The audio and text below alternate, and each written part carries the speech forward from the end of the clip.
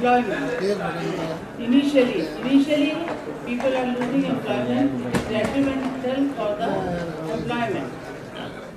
And not only that, it is detrimental for the nature also. Nature, we have destroyed the nature to that extent, and we are all feeling that how much damage we have caused. And that can always be restored.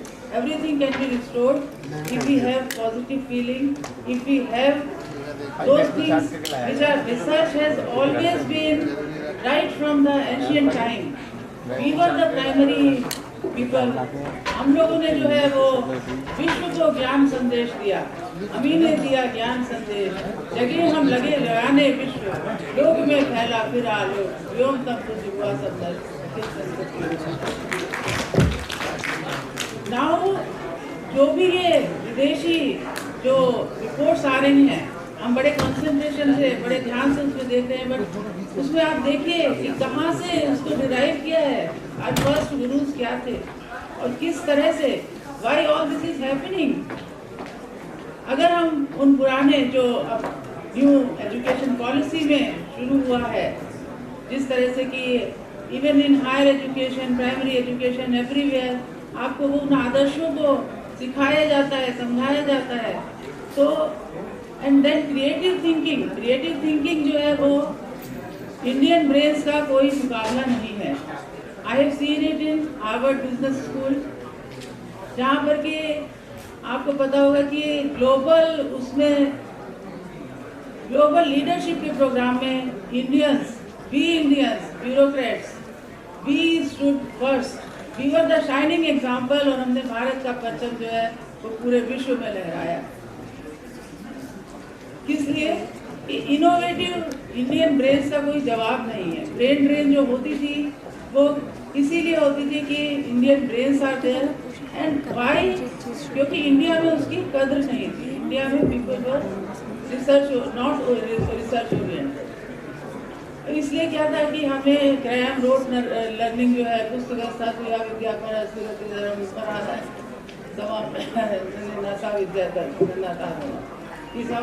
समय आने पर वो आपको विद्या और धन कुछ भी काम में नहीं आता, जो कि आपके पुस्तक में है, रोड लर्निंग में।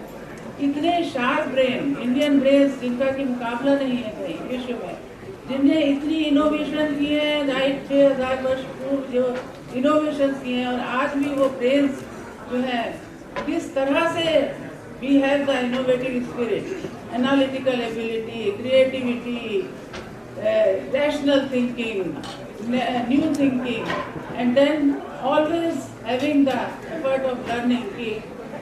It is a continuous journey and we have to learn day by day, every day. This is what is required. This is what is required for innovation. This is what is required for the progress of any country. हमारे देश का विकास जो अभी हुआ है, number 1 पे हम आ गए इस तरह से कि आज सारे में भारत का परचम लहरा रहा है। हर तरह से जो है इंडियंस जो है कहाँ UNDP में कहाँ सोलर प्लांट जो रिन्यूएबल सोर्सेज ऑफ एनर्जी हैं जो कि हमने डेवलप किए हैं, एंड ये इस सबका जो है ये विश्व में जो इस तरह से जो है भारत का झंडा बुलंद है, हमारे देश का नाम बुलंद है, नंबर 1 पे हम जो है आज आ गए, जो कि इतना पिछड़ा हुआ देश कहलाता था।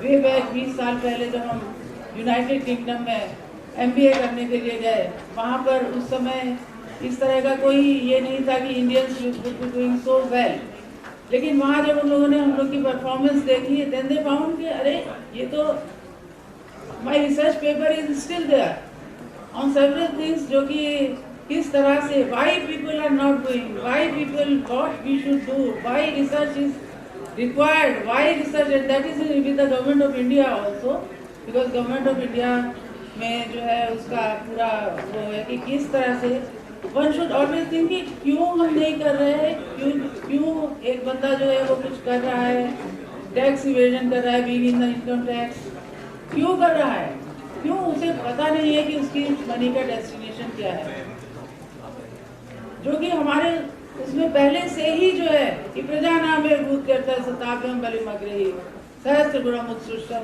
आदत्ते ही रसम लभि, कि प्रजा के कल्याण के लिए whatever tax we are collecting, that is 1000 times होकर के वो जो है it's going back, it is showering back on the people. अब आज आप देख रहे हैं रोड डेवलपमेंट, कंट्री का जितना डेवलपमेंट प्रोग्रेस हुआ है, सब कुछ सामने आ रहा है। ये सब क्या है, टैक्स रेवेन्यू जो आपने दिया है उससे आ रहा है। तो टैक्स इवेजन जो है, एक तरफ आपने जो है टेक्नोलॉजिकल एडवांसमेंट करके जो कुछ किया कि you can find, you can detect, वो अलग है। लेकिन मोटिवेशन जो आपने डेवलप करी, मोटिवेशन जो हम डेवलप कर सकते हैं, वो तभी हो सकती है कि जब हम क्यों का जवाब दे सकें कि क्यों हम ऐसा कर रहे हैं।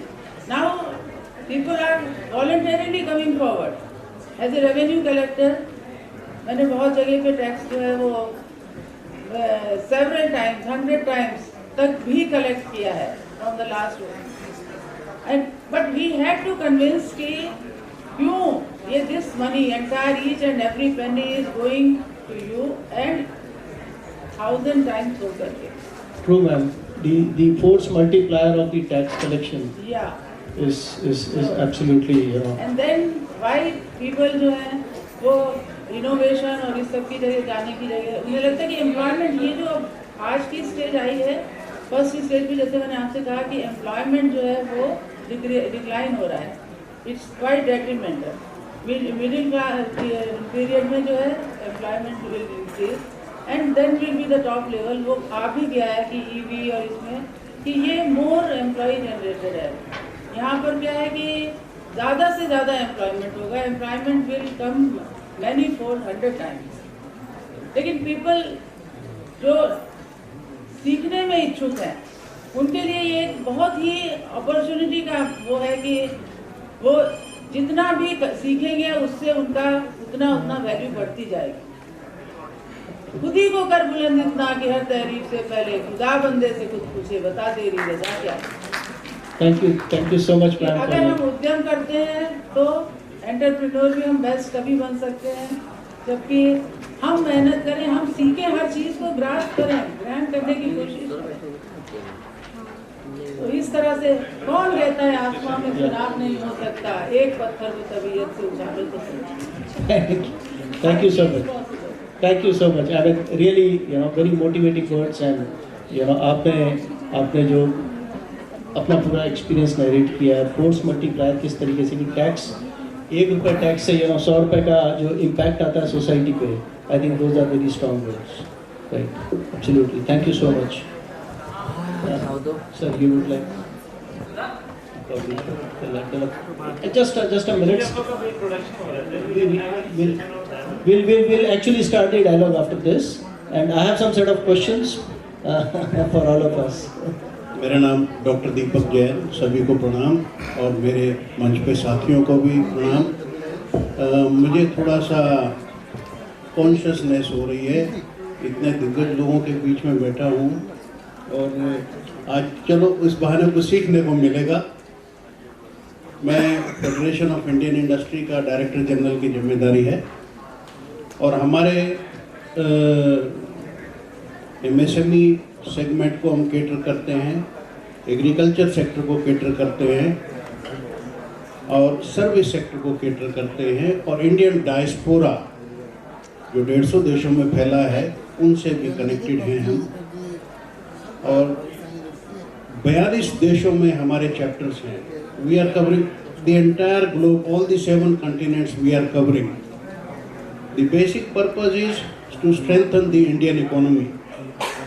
व्यापार आने का हो जाने का हो, इंडियन इकोनॉमी स्ट्रेंथन होती है। इस ऑब्जेक्टिव को लेकर के हम लोग काम कर रहे हैं। 5000 लोग हमारे साथ जुड़े हैं। आज आने से यहाँ कुछ सीखने को मिलेगा, इसके लिए आपका बहुत बहुत आभार। और मेरे भाई अनुज अग्रवाल जी ने बड़े आग्रह के साथ बुलाया यहाँ पर, उनका भी हार्दिक आभार। बाकी अपनी टर्न आने पे मैं अपनी बात रखूँगा। Thank you so much sir, and we are honoured by your gracious presence. आप बाद में आप क्योंकि फिर मैं आपसे ही सवाल करना शुरू करूँगा। आपका भी मेरा नाम ओम प्रकाश मिश्रा है, मैं एक ब्यूरोक्रेट हूँ और मैं सारे एंटरप्रेन्योर्स के बीच में बैठा हूँ, तो मुझे ज़रूर ये लगेगा आप लोगों को कि ये ब्यूरोक्रेट हमें क्या सिखाने आया। I am right, but let me tell you, innovation is not something which is within the industry और the business. Sir Deepak ji, let me tell you, there is a lot of innovation happening on this side also, which has to go on the ground with help of the industry. For example, 12 years back, I created a thing called Garden Gym, जो आप हर जगह देखते हो, gym लगा। ऐसे 25-30 मेरे patents हैं अपने। In service, I could get that. I am an engineer by the way. But I would say that still the entrepreneurship is not limited to AI और जो स्टैंडर्ड फॉर्मेट में इंस्टा में आप देख रहे हैं वही सब कुछ नहीं हो रहा है, बहुत कुछ हो रहा है जिसके बारे में आप लोग को रिसर्च के बारे में जान के हैरानी होगी कि दिल्ली इंडिया में 30 एग्रीकल्चर यूनिवर्सिटीज़ हैं और कोई 48 इंस्टीट्यूशंस हैं जिनमें हज़ारों में पेपर लिखे गए हैं और कुछ स्मार्ट लड़के गए हैं उन पेपर्स को लेके और अपना बिजनेस स्टार्ट किया है and they are spreading very fast. इसी तरह कुछ बच्चों को मैं जानता हूं जो आयुर्वेद का, हमारे मेडिसिन को हम बहुत कम क्वांटिटी में बनाते हैं और बहुत कम लोगों में बीच में जा रहा है, वो आज रशिया और बहुत सारी कंट्रीज में एक्सपोर्ट कर रहे हैं हमारे Ayurvedic drugs and they are doing very well, they are in the eastern part of the country. तो what I am saying is कि ऐसा नहीं है कि innovation will bring unemployment, no it will not. It is only the need of the hour is कि हमारी जो industrial हमारी जो रिसर्च DRDO, IRI और ASI में हुआ है उसको अगर हम ग्राउंड पे ले आएँ और ये काम इंडस्ट्रीज का है और डेफिनेटली फेडरेशन लाइक PhD और आप बता रहे हैं कि you are with Federation of Indian Industry, इनकी बेसिक रिस्पॉन्सिबिलिटी है कि आप उनको थोड़ा इंट्रोड्यूस करिए एज सच टॉक्स जहाँ पता लगे। For example I will give you my site call seaweedmission.com। अभी 5 साल बाद जितने लोग यहाँ बैठे हैं याद रखिएगा, seaweed will be major part of your life, not for eating, even fuel, even electricity, everything will be done by seaweed. But very few people know. There are only 4 startups in this country, but this is happening, actually happening. So industry can take advantage of all the research which has happened in our institution, and our scientists are the best, no doubt about it. Thank you so much, sir. Thank you so much, and very rightly said. Technology is a disruptor, but it's not a means to reduce employment. It actually creates employment. It morphs employment into newer faces. So the roles change, people do different things, but times always change. So we always adapt to those.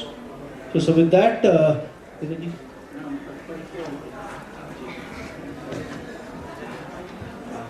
मैं भारत सरकार में अधिकारी हूँ, पर उसके अलावा university से भी जुड़ा रहा हूँ और मैं एक रिसर्च जर्नल भी एक यूनिवर्सिटी का पिछले 10 सालों से एडिट कर रहा हूँ। मल्टी डिसिप्लिनरी है, तो जो भी रिसर्च पेपर्स हैं या जो कुछ नई चीज़ें आ रही हैं तो उसको फॉलो अप करता रहता हूँ। उसके अलावा भी पहले भी कुछ ह्यूमैनिटीज़ के भी मैगजीन्स मैंने एडिट किए थे ऑनररी बेसिस पे, और मैं लेखक भी हूँ।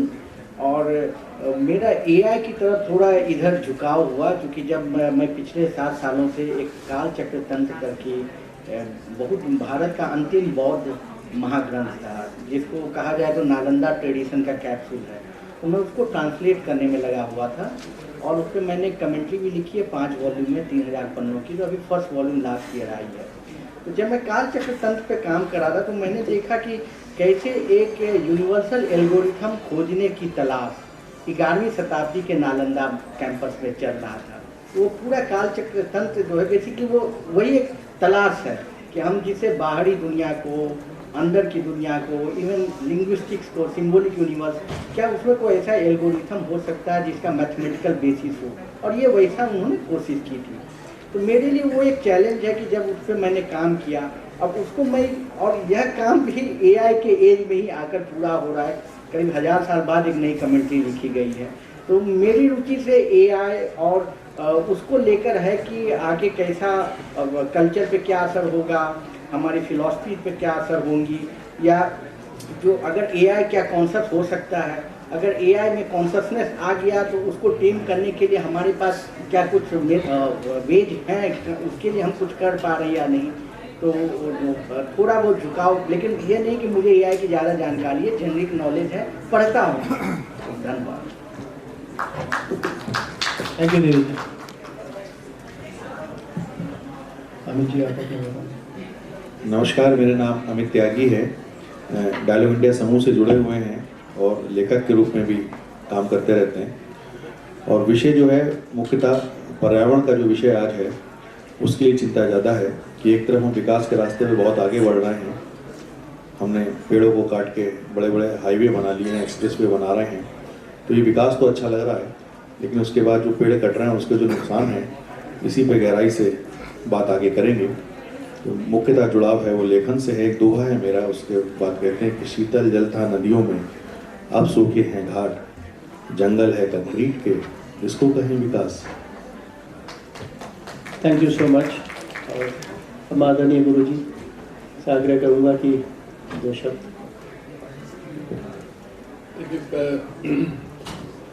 मुझे 3 बातें कहनी है। पहली चीज़, यहाँ जो लोग उपस्थित हैं, मंच पे जो लोग उपस्थित हैं, सबको प्रणाम अभिनंदन करते हुए, तो जो भी लोग यहाँ पर उपस्थित हैं, ये श्योर हो चुका है कि ये लोग केवल अवार्ड लेने नहीं आए थे।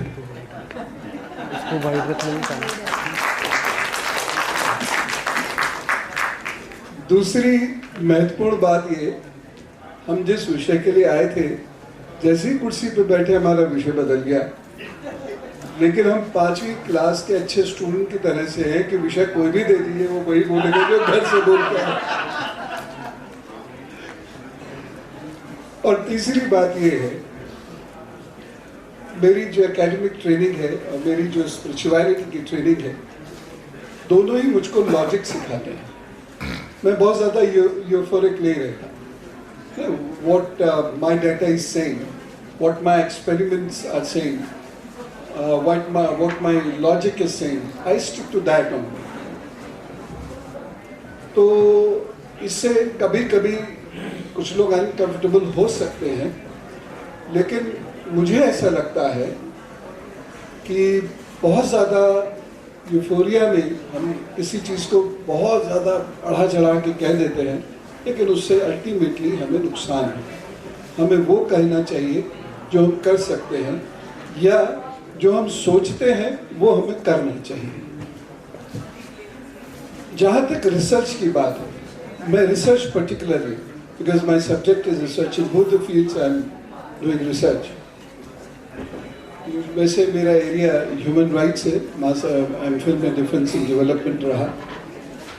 तो जो रिसर्च की स्थिति है भारत में, इफ वी से क्वांटिटेटिवली रिसर्च इज मैसिव, बहुत रिसर्च होगी, बट इफ वी से qualitatively the amount of research is very meager. We do read something and we explain that, और at times हम उसको उद्धृत भी कर देते हैं, लेकिन वो रिसर्च नहीं, that doesn't fall into the category of research. Research बहुत एक कठिन टास्क है, जैसा कि हमारे मेरे से पहले डीजीपी साहब ने बताया, और ये बिल्कुल एकदम फैक्ट है। बहुत सारे लोगों को अपनी रिसर्च का टॉपिक नहीं पता, क्योंकि एक्चुअली कोई रिसर्च हुई ही नहीं।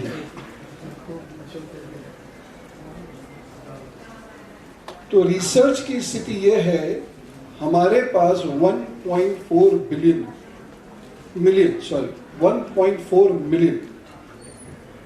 research papers हैं, which we have published last year.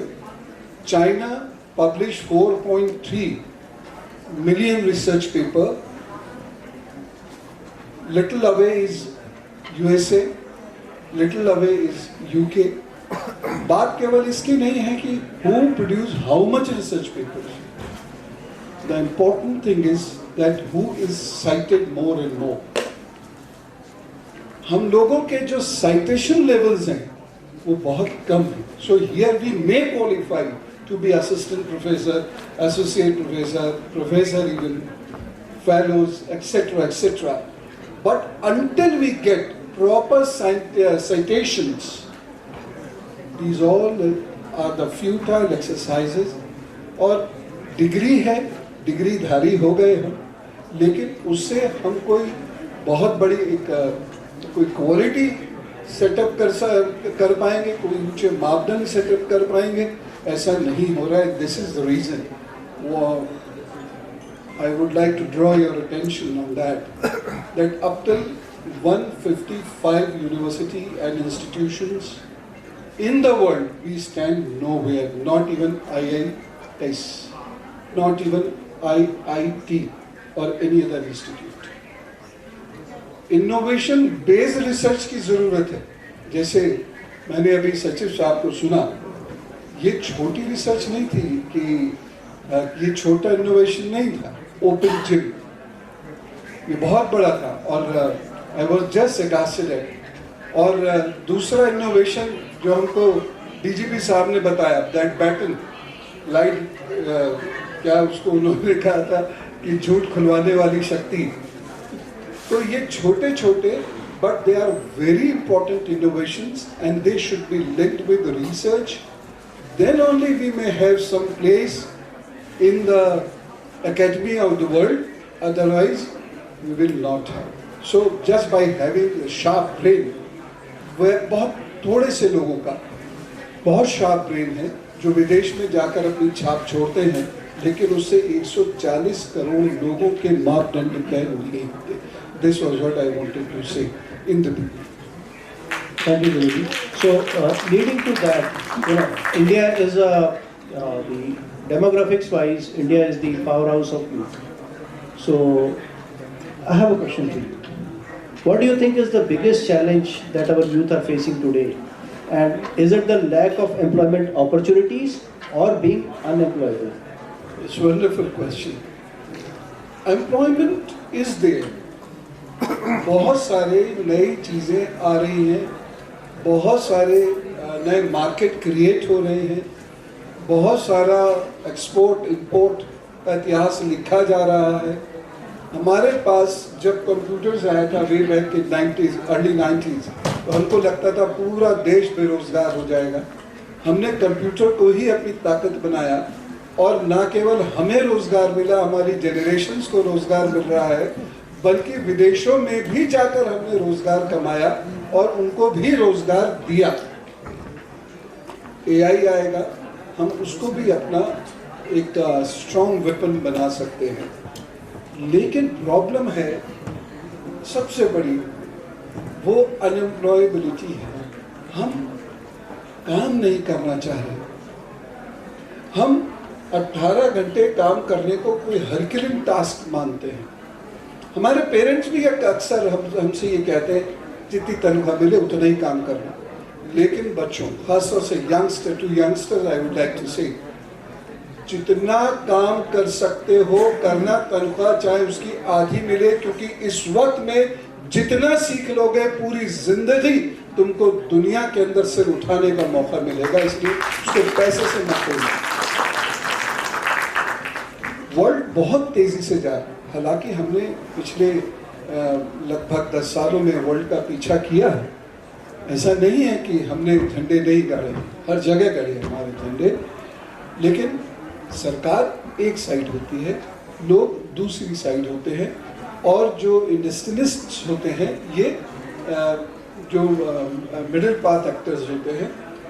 तो हम लोगों को ये कोशिश करनी है अब कि अपने अंदर वो कुव्वत लेके आए, वो कैपेबिलिटीज़ लेके आए, वो लीडरशिप लेके आए, जिससे जो अभी हमारे पैनल में कहा भी था प्रोफेसर तिवारी जी ने कि हम जॉब गिवर बने, जॉब टेकर न बने. खैर किसी समाज में जॉब लेने वाले भी होते हैं, देने वाले भी होते हैं, लेकिन इसके लिए एक लीडरशिप चाहिए, स्ट्रॉन्ग लीडरशिप चाहिए.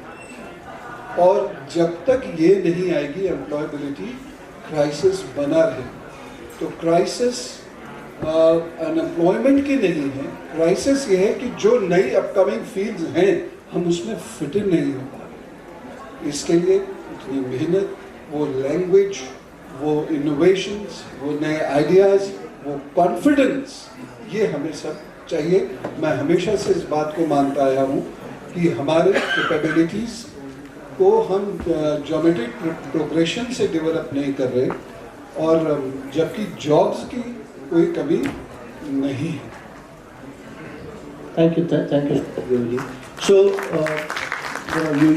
you mentioned about, technology is not a job inhibitor. It's about, it's within us to, ensure that we adopt technology to drive more employment. So, we have been talking about this term AI. I really don't know, what's the general belief on what's the definition of AI. Anybody in the audience wants to say what is AI? Or what's the official definition of AI? Somebody wants to, yes ma'am. Artificial intelligence. So, intelligence has to be real. I mean, it can't be artificial, otherwise it's not intelligence. So, so that's why it becomes an oxymoron in itself when we say artificial intelligence, because it started with the term called acquired intelligence.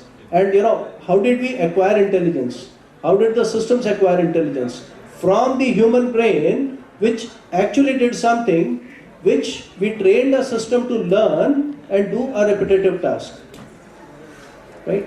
So, with that, probably, you mentioned about, your forays into AI. So, maybe I have a question for you, which is, how do you think emerging new age technologies like AI and ML standing for machine learning, which is essentially the way AI or acquired intelligence is built, how does it pose a threat to livelihoods in a country like India where manual labor, it still accounts for providing maximum job opportunities? So your thoughts would be deeply appreciated. Thank you, Pradyumna. The first TV that came, the first television was invented in 1923, and we are talking about AI in 2023. See, just like television was a major innovation, similarly AI is going to be a major innovation which will have impact all across sectors of the economy. And the calculations suggest that by 2030, the additional boost in global GDP by applying this AI, it is going to be almost $16 trillion. And out of that, almost $6.6 trillion due to increase in productivity and $9 trillion due to consumption. But the biggest gain, China. And China is $7 trillion, followed by US with additional GDP of almost $3.5 trillion. The thing is that we are, even though we have lot of discussion on AI, in the race of AI patents also, we are nowhere in the picture. Here also, the race is between China and US. If you see the top 10 companies which are getting AI patents, the first two, Baidu and Tencent, they are in China, and Hyundai there, IBM and Microsoft are quite low in the rank. And interestingly, one Chinese insurance and banking giant, Ping An, it is at number 6. Within 4 or 5 years, they are having more than 7,000 AI patents. Now, if you see, so the threat of like loss of job due to AI in India, I think this is much high. It may not be as true. That problem is going to come in China, because in China they are so much dependent on AI. Second thing, if you see in China there is also population decline. And if you see within China, what they are trying to do, they are not trying to use AI only for manufacturing. They are also trying to use AI for culture industry in future. So this is, and that is going to be a challenge to India. Maybe in India, AI is going to boost up our manufacturing sector. But if AI is trying to focus on culture industry, China is trying to use AI for culture industry, then it is going to be a major challenge for our culture industry, because that is what carries our soft power worldwide. When you see within China, so there are 3 places where maximum AI work is taking place. It is Shanghai, Beijing, and Hangzhou. Where from the Hangzhou comes? So Hangzhou comes because the Chinese president, he was the general secretary of Zhejiang, whose capital, provincial capital is Hangzhou. So all the now they say it is basically Hangzhou clan which is governing China. So the new technology, the 4th industrial revolution, the center of 4th industrial revolution in China is Hangzhou. On other hand, when we see Hangzhou is also emerging as the cultural core of China. So China has been running a huge campaign using American academicians to establish that Hangzhou core of Chinese Buddhism, and that they are trying to export all over the world. So this year, this January only, there was a huge exhibition in Zhejiang, and it was related to it was International Cultural Industries Fair, and the digital culture industry of Zhejiang, it was shown off as a special item. So that means in Zhejiang, it is going to be not only the cultural industrial capital of China, but they are going to use AI in the culture industry. What is going to happen? The disruption which AI will cause in culture industry, AI will be animating series. Maybe they will be generating, content. They will be having the best content, cheapest content generation tools. See, they can, in fact, replicate Bollywood in a much better way, our culture in a much better way, and then export all over the world. So I think the challenge will come in the culture sector. For India, the advantage is like we are not in the top ladder of the AI right now. So, but we are picking up, because when the index, AI index has been released last month by one of the companies, so they found that even though India is at number 14, US is at number 1, but in talent, India is only at number 2 after US. So that means we have a huge talent pool for the AI. But we are quite slow in picking up the AI innovation and other things. That means we are going to learn the mistakes which the leaders of the AI are going to have. So our adoption of AI, it will be gradual, it will be minimum disruption and maximum enabling. So I think this is going to be, we are going to learn from the mistakes and the social disruption, and we will also use AI, and we will use AI for, in all other sectors, and possibly India is going to be worse affected by even climate change crisis. Because climate change, you see the whole Himalayan region ecology has become fragile. When this Arctic ice, snow caps are melting, so that is causing problem in the inner dynamics of Earth, and that is causing lot of earthquakes. So, and then because of warming, this rain, heavy rains, heavy downpours are coming. So this Gangetic belt and the Himalayas, these are going to be badly affected by climate change, by earthquake, flooding, and the soil erosion and all these things. So I think AI is going to bring out several solutions and customized solutions for us to mitigate that impact of climate change. But we have to be ready, we have to be ready, to overcome the disruption in our culture industry which may come from China. Thank you. Thank you so much, sir, for your words. I think, let's, talking about the culture, age-old wisdom, and how AI can be a disruptor to, see, we are not trying to do away with the knowledge that we have. I think we should leverage AI and other things to ensure that we retain and amplify the knowledge which we already have, which was acquired over thousands of years. So, sir, a question to you. See, people nowadays talk about, going back to our roots and embracing the age-old wisdom that our, civilization has nurtured and carried. So, can we turn that gyan to generate means to target employment challenges? Can not the depth of our civilization give, much needed respite? Like our dharma, our ancient culture, centers of spiritualism, philosophy. I mean, they are sources of livelihood as well as knowledge.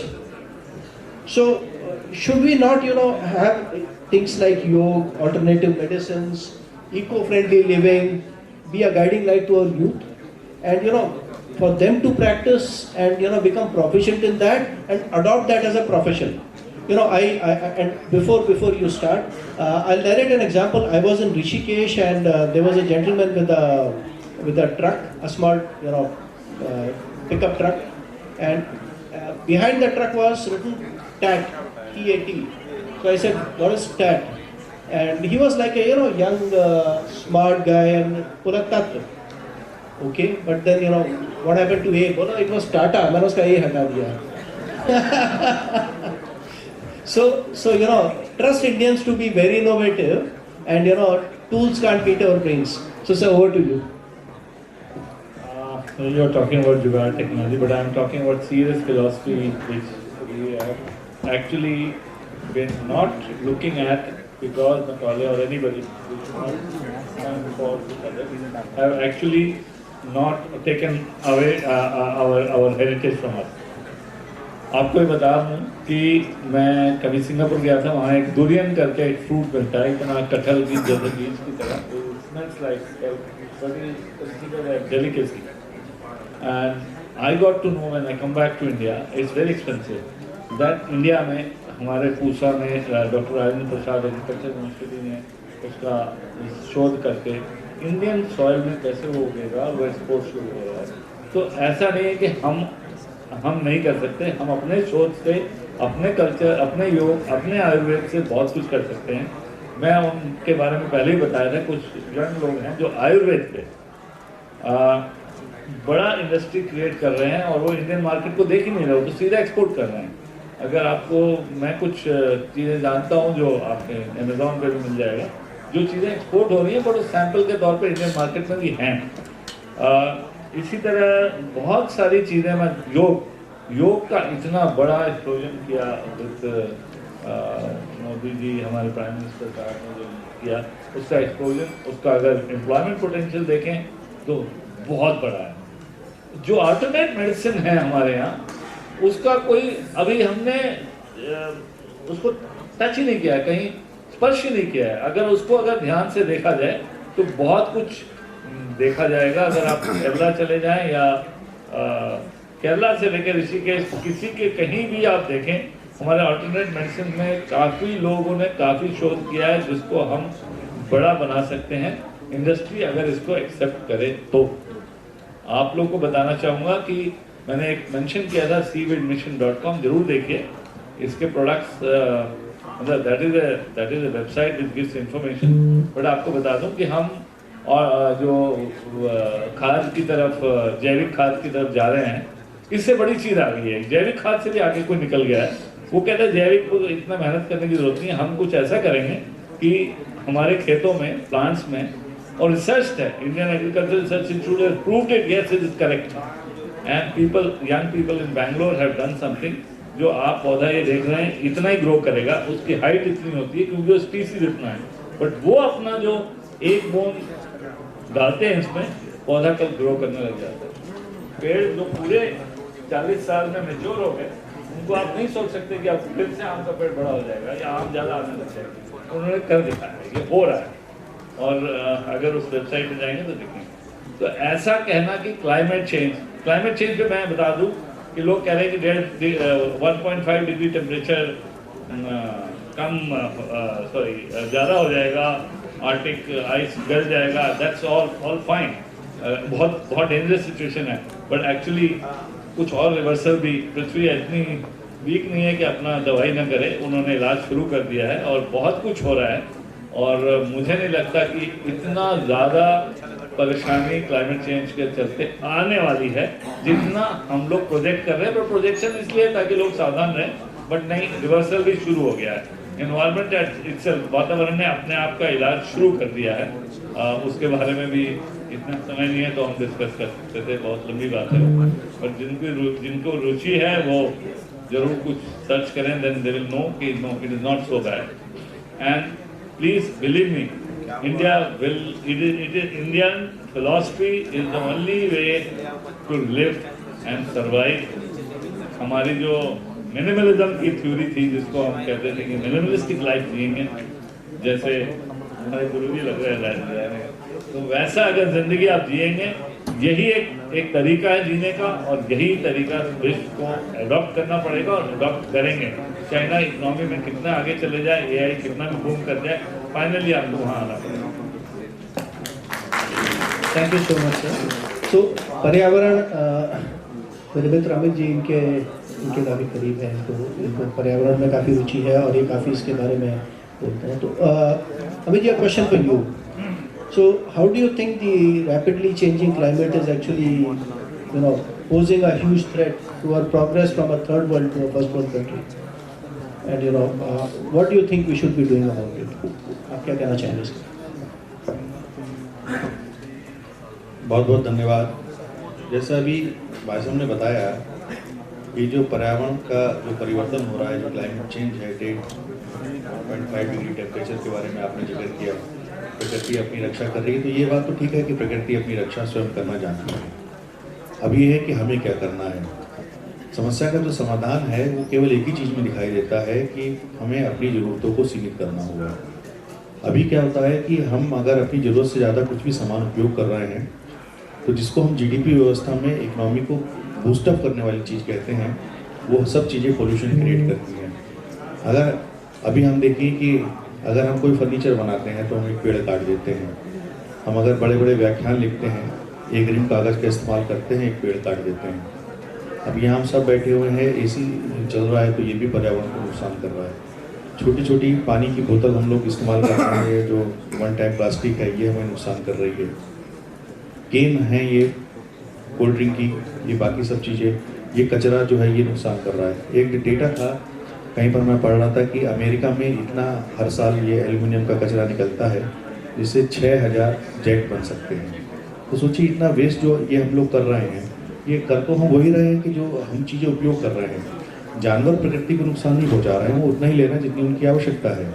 एक तरफ हम अपनी ज़रूरतों को बढ़ाते चले आ रहे हैं और दूसरी तरफ हम बड़े बड़े व्याख्यान करें, बड़ी बड़ी बातें करें, तो उससे कुछ नहीं होना है। सबसे बड़ा जो समाधान वो सिर्फ ये है कि हमें जितनी अपनी ज़रूरतों को सीमित करें, और ये जो व्यवस्था है जहाँ पर पैसा जो है वो सफलता का मापदंड है। सफलता का मापदंड पैसा नहीं हो सकता है, वो आपकी परचेजिंग पावर है। अगर परचेजिंग पावर किसी की ज़्यादा है तो इसका मतलब ये नहीं कि वो व्यक्ति सफल है, क्योंकि वर्तमान व्यवस्था में जो परचेजिंग पावर है वही सफलता का मापदंड है। और जिसके पास ज़्यादा पैसा है वो ज़्यादा सामान खरीदेगा। जब वो ज़्यादा सामान खरीदेगा तो वो प्रकृति को उतना ही नुकसान पहुँचाएगा, क्योंकि उससे इंडस्ट्री उतनी ज़्यादा ग्रोथ हो रही है। ऐसी एक अपनी जो एक जीडीपी व्यवस्था है, ये भी बड़ी समझनी महत्वपूर्ण है। अगर आप कोई व्यक्ति सुबह उठ के योग करता है, बीमार नहीं पड़ता है, तो जीडीपी नहीं बढ़ती है। अगर आप कुछ नहीं करते हैं, बीमार पड़ते हैं, हॉस्पिटल जाते हैं, जीडीपी बढ़ती है। अगर आप परंपरागत तरह से कृषि करते हैं, गाय के गोबर से, गौमूत्र से, और जो परंपरागत हमारी है, तो आपकी जीडीपी नहीं बढ़ती है। लेकिन अगर हम फर्टिलाइज़र की और ये सब जो हमारी जिससे कैंसर सारी बीमारियाँ हो रही हैं, इस बारे फर्टिलाइज़र का इस्तेमाल करते हैं, जिससे पोल्यूशन भी हो रहा है, तो हमारी जीडीपी बढ़ती है। तो जीडीपी की जो पूरी व्यवस्था है वो भी एक संदिग्ध है। तो जो ये सिस्टम जो अमेरिकन सिस्टम है, जिसमें सब कुछ पूंजीवाद है, इसमें अगर हम उम्मीद करें कि प्रकृति को हम बचा पाएंगे, तो विकास के नाम पे हम विनाश के रास्ते पे बढ़ जाते हैं। बड़े बड़े व्याख्यान होते रहते हैं, बड़ी बड़ी बात होती रहती है। अब स्वयं अगर हम भी इस प्लास्टिक की बोतल से पानी पी रहे हैं, तो बात तो हम कह रहे हैं, लेकिन आचरण में हम भी लेके नहीं आए हैं। एसी के कमरे में बैठे हुए हैं, तो आचरण हमारा भी उसके अनुकूल नहीं है। तो बड़े बड़े व्याख्यानों से प्रकृति नहीं बचेगी। प्रकृति तो स्वयं को अपना बचाना जानती है।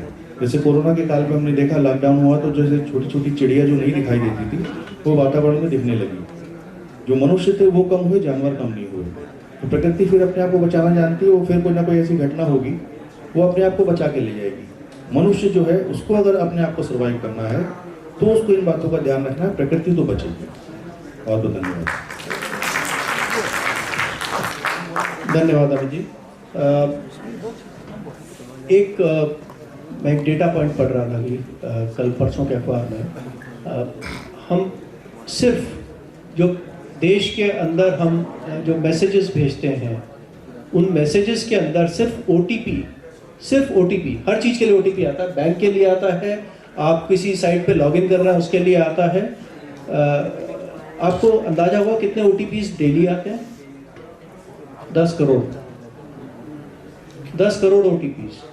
अब पॉइंट ये है कि अगर आप ये मान के चलें कि हम पेड़ नहीं काटेंगे, प्रिंट आउट नहीं लेंगे, ईमेल पे भेजेंगे, the cost of 1 email is actually 23 rupees. The energy impact or the greenhouse impact of an email is equally high because it runs in data centers somewhere. Right? There is a cost of power, cooling. एक normal large data center का area approximately 5 एकड़ होता है।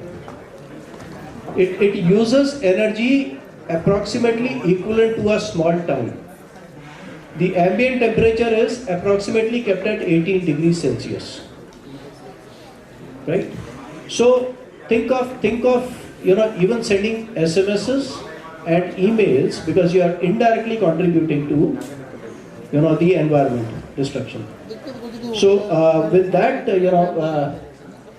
दीपक जी, आपके लिए एक मेरा सवाल था, आप इंडस्ट्री से हैं, इंडस्ट्री फेडरेशंस में हैं। My question was, the humanity faced one of its kind of pandemic couple of years ago, and it shook the entire world. So, do you feel it was also a force multiplier to drive innovation and adoption of new ways of lifestyle? That's one. And things like work from home, digital payments, rapid expansion of telecom network, e-commerce reaching tier 3 cities and villages. I mean, all these are like the new normal. So while, India has adopted all these with a lot of enthusiasm, I mean, has Bharat gained out of it? Sorry, देखिए, एक data मैं आपके सामने रखता हूँ। 11 crore MSME units थी corona से पहले। जब उसके बाद स्टार्ट हुआ, मात्र 7 से 8 करोड़ एक्टिवेट हो पाई। 3 crore enterprise they died unnatural death. Entrepreneurs हैं, उनकी फैक्ट्रियां वहाँ की तहाँ खड़ी हैं, लेकिन बंद हो गई। लॉस ऑफ एम्प्लॉयमेंट उससे कहीं गुना ज़्यादा है। तो अब न्यू नॉर्मल वो तो मैं नहीं जानता, मैं जानता हूँ एंटरप्रेन्योर की पीड़ा क्या है। उसने 20-30 साल लगा करके जिस पौधे को लगाया, अनफॉर्चुनेटली बंद हो गया। हमने बहुत मेहनत की, प्रधानमंत्री तक अप्रोच की कि MSME के लिए कुछ कीजिए। जिसकी फैक्ट्री बंद है, बंद होने के बाद भी वर्कर को जाने का किराया दे रहा है, लंगर लगा रहा है, सब कुछ कर रहा है। बंद फैक्ट्री वाला भी ऐसा कर रहा है। प्रधानमंत्री जी ने 3 लाख करोड़ का पैकेज दिया, फिर उसको बढ़ा करके 6 लाख करोड़ किया कि जब तक ये ख़त्म नहीं होता MSME को सपोर्ट जारी रहे। ये MSME की सिचुएशन है। इंडस्ट्री में बहुत बदलाव आए हैं। जो ट्रेडिशनल सिस्टम था इंडस्ट्री का, आपके प्रश्न से थोड़ा हट भी जाऊंगा मैं बीच में। जी बिल्कुल। तो जो ट्रेडिशनल इंडस्ट्री थी, पहले था कि आज फैक्ट्री लगाया 20 साल तक चलेगी, फादर ने लगाया, बेटा भी चलाता रहेगा। सेकंड जनरेशन इंजीनियरिंग करके आया और वो इंजीनियरिंग उसने IT की, लेकिन आकर के फैक्ट्री में बैठ जाएगा, वहीं सीखना शुरू कर देगा। लेकिन अब वो टाइम स्पैन 20 साल का घट के 10 साल हो गया, 10 साल का घट के 7 साल हो गया, 7 साल का घट के अब 5 से 7 के बीच में आकर के टिका है। उसी के अंदर उसने इन्वेस्टमेंट को रिकवर करना है, अपना घर भी चलाना है, नई इन्वेस्टमेंट भी करनी है। तो ये न्यू नॉर्मल ये है मेरी नज़र में जी। और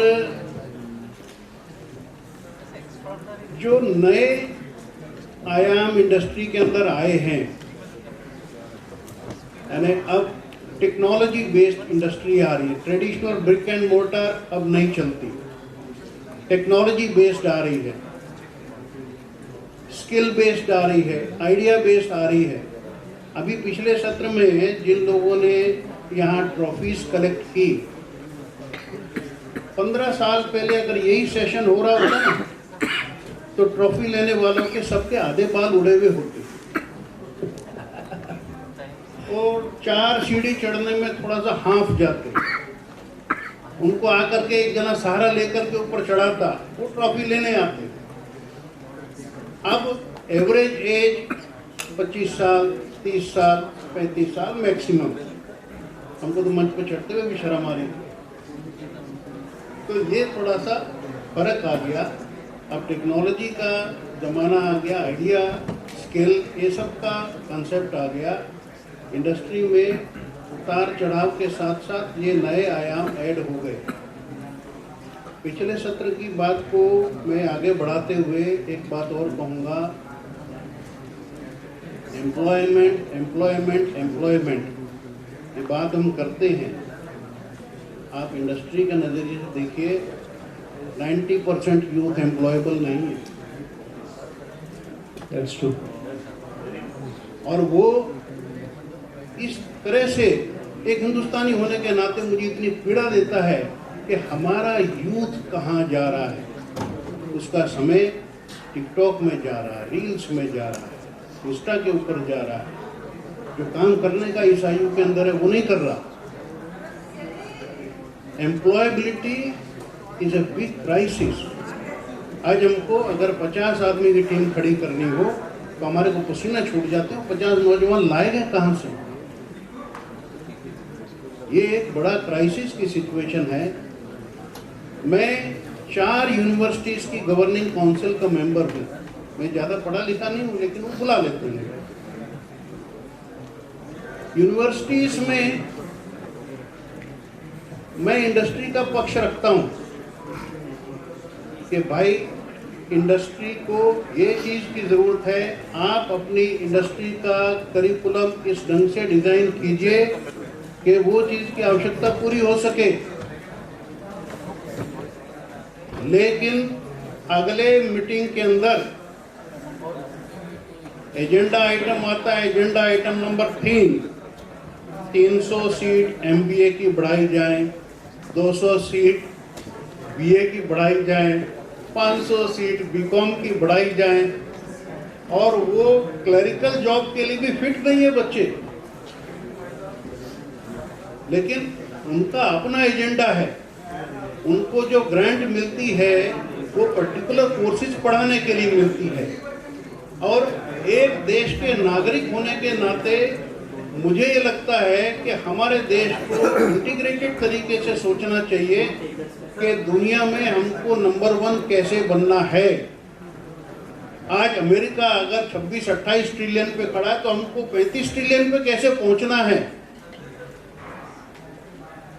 हम 35 ट्रिलियन के लिए हमको जीएसटी सिस्टम भी नया करना पड़ेगा। ये जीएसटी सिस्टम से 1.5-2 लाख करोड़ की हम मंथली रेवेन्यू ले रहे हैं, वो नहीं चलेगा। इंसेंटिवाइज करना पड़ेगा, बिजनेसमैन को इंसेंटिवाइज करना पड़ेगा। वो हमारे लिए टैक्स कलेक्टर है, हमारी कोई मशीनरी नहीं लगी। वो फिर हमको 2.25 लाख करोड़ रुपए महीने का टैक्स कलेक्ट करके दे रहा है, उसको सम्मानित भी करना पड़ेगा।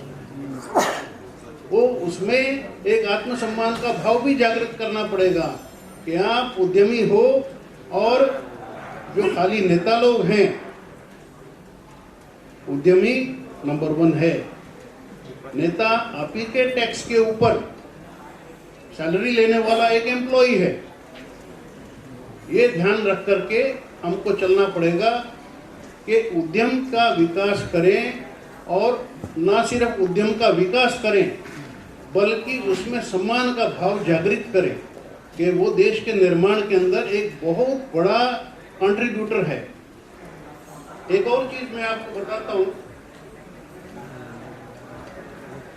बहुत हम लोग पीछे पड़े थे। तो गोरी चमड़ी वाला दिख जाए ना, भैया हमारे हिंदुस्तान में इन्वेस्टमेंट करो, एनआरआई को बोले इन्वेस्टमेंट करो। मैं कहता हूं भाई ये इन्वेस्टमेंट करेगा, आप देखो तो सही किस चीज में इन्वेस्टमेंट करेगा। कहीं फिर से यूनियन कार्बाइड का तीसरा प्लांट तो नहीं लाके खड़ा करेगा। अभी क्या हो रहा है, जो टेक्नोलॉजी का उपयोग वो यूरोप में नहीं कर सकते, वो टेक्नोलॉजी की फैक्ट्री भारत में डालने की बात करते हैं।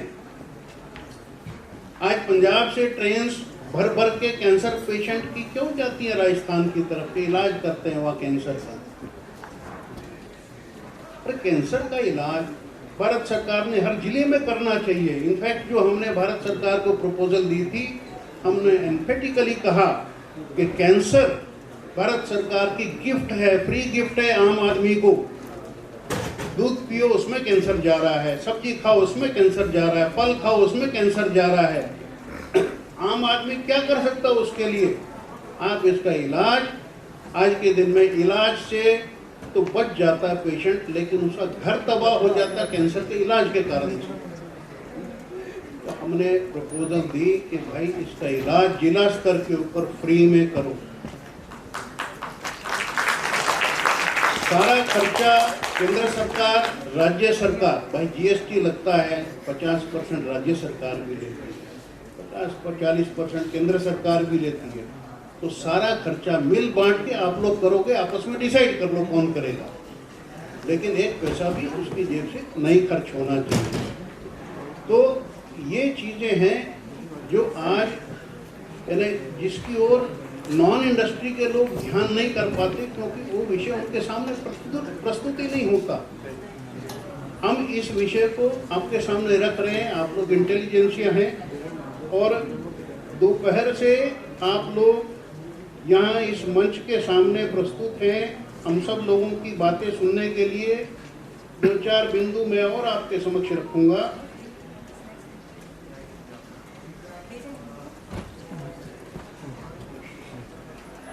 हमारे यहाँ ध्यान होगा सबको, एम्बेसडर कार होती थी, स्टेटस सिंबल होता, कहाँ है आज? बनती नहीं है। एक बहुत बड़ा प्लांट था, हमारे जैसे लोग जब यूथ में थे ब्रीफकेस उठा के पहुँच जाते थे वहाँ पर। मोजर बियर की फैक्ट्री थी कि साहब मोजर बियर है, कॉफी ड्राइव बनाते हैं। अभी कहाँ है? गए। फिएट कहाँ है? गए। जो जो स्टेटस सिंबल थे भारतीय जनजीवन के सारे चले गए। क्यों? एक ही इन सब के पीछे था कि ये सब कोटा परमिट राज की उत्पत्ति थे। आज इसको बिड़ला जी को लाइसेंस मिला, टाटा साहब को लाइसेंस मिला, उसने ट्रक की फैक्ट्री लगाई, कार की फैक्ट्री लगाई। इंटेलिजेंस ड्रिवन इसमें से कोई भी। बहुत बहुत धन्यवाद। जैसा अभी भाई साहब ने बताया कि जो पर्यावरण का जो परिवर्तन हो रहा है, जो क्लाइमेट चेंज है, 1.5 डिग्री टेम्परेचर के बारे में आपने जिक्र किया, प्रकृति अपनी रक्षा कर रही है। तो ये बात तो ठीक है कि प्रकृति अपनी रक्षा स्वयं करना जानती है। अब ये है कि हमें क्या करना है। समस्या का जो समाधान है वो केवल एक ही चीज़ में दिखाई देता है कि हमें अपनी ज़रूरतों को सीमित करना होगा। अभी क्या होता है कि हम अगर अपनी ज़रूरत से ज़्यादा कुछ भी सामान उपयोग कर रहे हैं, तो जिसको हम जीडीपी व्यवस्था में इकोनॉमी को बूस्टअप करने वाली चीज़ कहते हैं, वो सब चीज़ें पोल्यूशन क्रिएट करती हैं। अगर अभी हम देखें कि अगर हम कोई फर्नीचर बनाते हैं तो हम एक पेड़ काट देते हैं। हम अगर बड़े बड़े व्याख्यान लिखते हैं, 1 रिम कागज़ का इस्तेमाल करते हैं, एक पेड़ काट देते हैं। अब यहाँ हम सब बैठे हुए हैं, एसी चल रहा है, तो ये भी पर्यावरण को नुकसान कर रहा है। छोटी छोटी पानी की बोतल हम लोग इस्तेमाल कर रहे हैं, जो 1 टाइम प्लास्टिक है, ये हमें नुकसान कर रही है। केन है ये कोल्ड ड्रिंक की, ये बाकी सब चीज़ें, ये कचरा जो है ये नुकसान कर रहा है। एक डेटा था कहीं पर मैं पढ़ रहा था कि अमेरिका में इतना हर साल ये एल्युमिनियम का कचरा निकलता है जिससे 6000 जेट बन सकते हैं। तो सोचिए इतना वेस्ट जो ये हम लोग कर रहे हैं, ये कर तो हम वही रहे हैं कि जो हम चीज़ें उपयोग कर रहे हैं। जानवर प्रकृति को नुकसान नहीं पहुंचा रहे हैं, वो उतना ही ले रहे हैं जितनी उनकी आवश्यकता है। एक तरफ हम अपनी ज़रूरतों को बढ़ाते चले आ रहे हैं और दूसरी तरफ हम बड़े बड़े व्याख्यान करें, बड़ी बड़ी बातें करें, तो उससे कुछ नहीं होना है। सबसे बड़ा जो समाधान है वो सिर्फ ये है कि हमें जितनी अपनी ज़रूरतों को सीमित करें। और ये जो व्यवस्था है जहाँ पर पैसा जो है वो सफलता का मापदंड है, सफलता का मापदंड पैसा नहीं हो सकता है, वो आपकी परचेजिंग पावर है। अगर परचेजिंग पावर किसी की ज़्यादा है तो इसका मतलब ये नहीं कि वो व्यक्ति सफल है, क्योंकि वर्तमान व्यवस्था में जो परचेजिंग पावर है वही सफलता का मापदंड है। और जिसके पास ज़्यादा पैसा है वो ज़्यादा सामान खरीदेगा, जब वो ज़्यादा सामान करेगा तो वो प्रकृति को उतना ही नुकसान पहुंचाएगा, क्योंकि उससे इंडस्ट्री उतनी ज़्यादा ग्रोथ हो रही है। ऐसी एक अपनी जो एक जीडीपी व्यवस्था है, ये भी बड़ी समझनी महत्वपूर्ण है। अगर आप कोई व्यक्ति सुबह उठ के योग करता है, बीमार नहीं पड़ता है, तो जीडीपी नहीं बढ़ती है। अगर आप कुछ नहीं करते हैं, बीमार पड़ते हैं, हॉस्पिटल जाते हैं, जीडीपी बढ़ती है। अगर आप परंपरागत तरह से कृषि करते हैं, गाय के गोबर से, गौमूत्र से, जो परंपरागत हमारी है, तो आपकी जीडीपी नहीं बढ़ती है। लेकिन अगर हम फर्टिलाइज़र की और ये सब जो हमारी जिससे कैंसर सारी बीमारियां हो रही हैं, ये सारे फर्टिलाइज़र का इस्तेमाल करते हैं, जिससे पोल्यूशन भी हो रहा है, तो हमारी जीडीपी बढ़ती है। तो जीडीपी की जो पूरी व्यवस्था है वो भी एक संदिग्ध है। तो जो ये सिस्टम जो अमेरिकन सिस्टम है, जिसमें सब कुछ पूंजीवाद है, इसमें अगर हम उम्मीद करें कि प्रकृति को हम बचा पाएंगे, तो विकास के नाम पे हम विनाश के रास्ते पे बढ़ जाते हैं। बड़े बड़े व्याख्यान होते रहते हैं, बड़ी बड़ी बात होती रहती है। अब स्वयं अगर हम भी इस प्लास्टिक की बोतल से पानी पी रहे हैं, तो बात तो हम कह रहे हैं, लेकिन आचरण में हम भी लेके नहीं आए हैं। एसी के कमरे में बैठे हुए हैं, तो आचरण हमारा भी उसके अनुकूल नहीं है। तो बड़े बड़े व्याख्यानों से प्रकृति नहीं बचेगी। प्रकृति तो स्वयं को अपना बचाना जानती है। जैसे कोरोना के काल में हमने देखा, लॉकडाउन हुआ तो जैसे छोटी छोटी चिड़िया जो नहीं दिखाई देती थी, वो वातावरण में दिखने लगी। जो मनुष्य थे वो कम हुए, जानवर कम नहीं हुए। तो प्रकृति फिर अपने आप को बचाना जानती है। वो फिर कोई ना कोई ऐसी घटना होगी, वो अपने आप को बचा के ले जाएगी। मनुष्य जो है, उसको अगर अपने आप को सर्वाइव करना है, तो उसको इन बातों का ध्यान रखना है। प्रकृति तो बचेगी। बहुत बहुत धन्यवाद।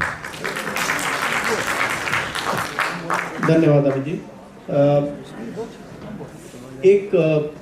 मैं एक डेटा पॉइंट पढ़ रहा था कि कल परसों के अखबार में हम सिर्फ जो देश के अंदर हम जो मैसेजेस भेजते हैं, उन मैसेजेस के अंदर सिर्फ ओटीपी, हर चीज़ के लिए ओटीपी आता है। बैंक के लिए आता है, आप किसी साइट पे लॉगिन कर रहे हैं उसके लिए आता है। आपको अंदाजा हुआ कितने ओटीपीज डेली आते हैं? 10 करोड़। 10 करोड़ ओटीपीज। अब पॉइंट ये है कि अगर आप ये मान के चले कि हम पेड़ नहीं काटेंगे, प्रिंट आउट नहीं लेंगे, ईमेल पे भेजेंगे, the cost of 1 email is actually 23 rupees. The energy impact or the greenhouse impact of an email is equally high because it runs in data centers somewhere. Right? There is a cost of power, cooling. एक normal large data center का area approximately 5 एकड़ होता है. It uses energy approximately equivalent to a small town. The ambient temperature is approximately kept at 18 degrees Celsius. Right? So think of even sending SMSs and emails, because you are indirectly contributing to the environment destruction. So with that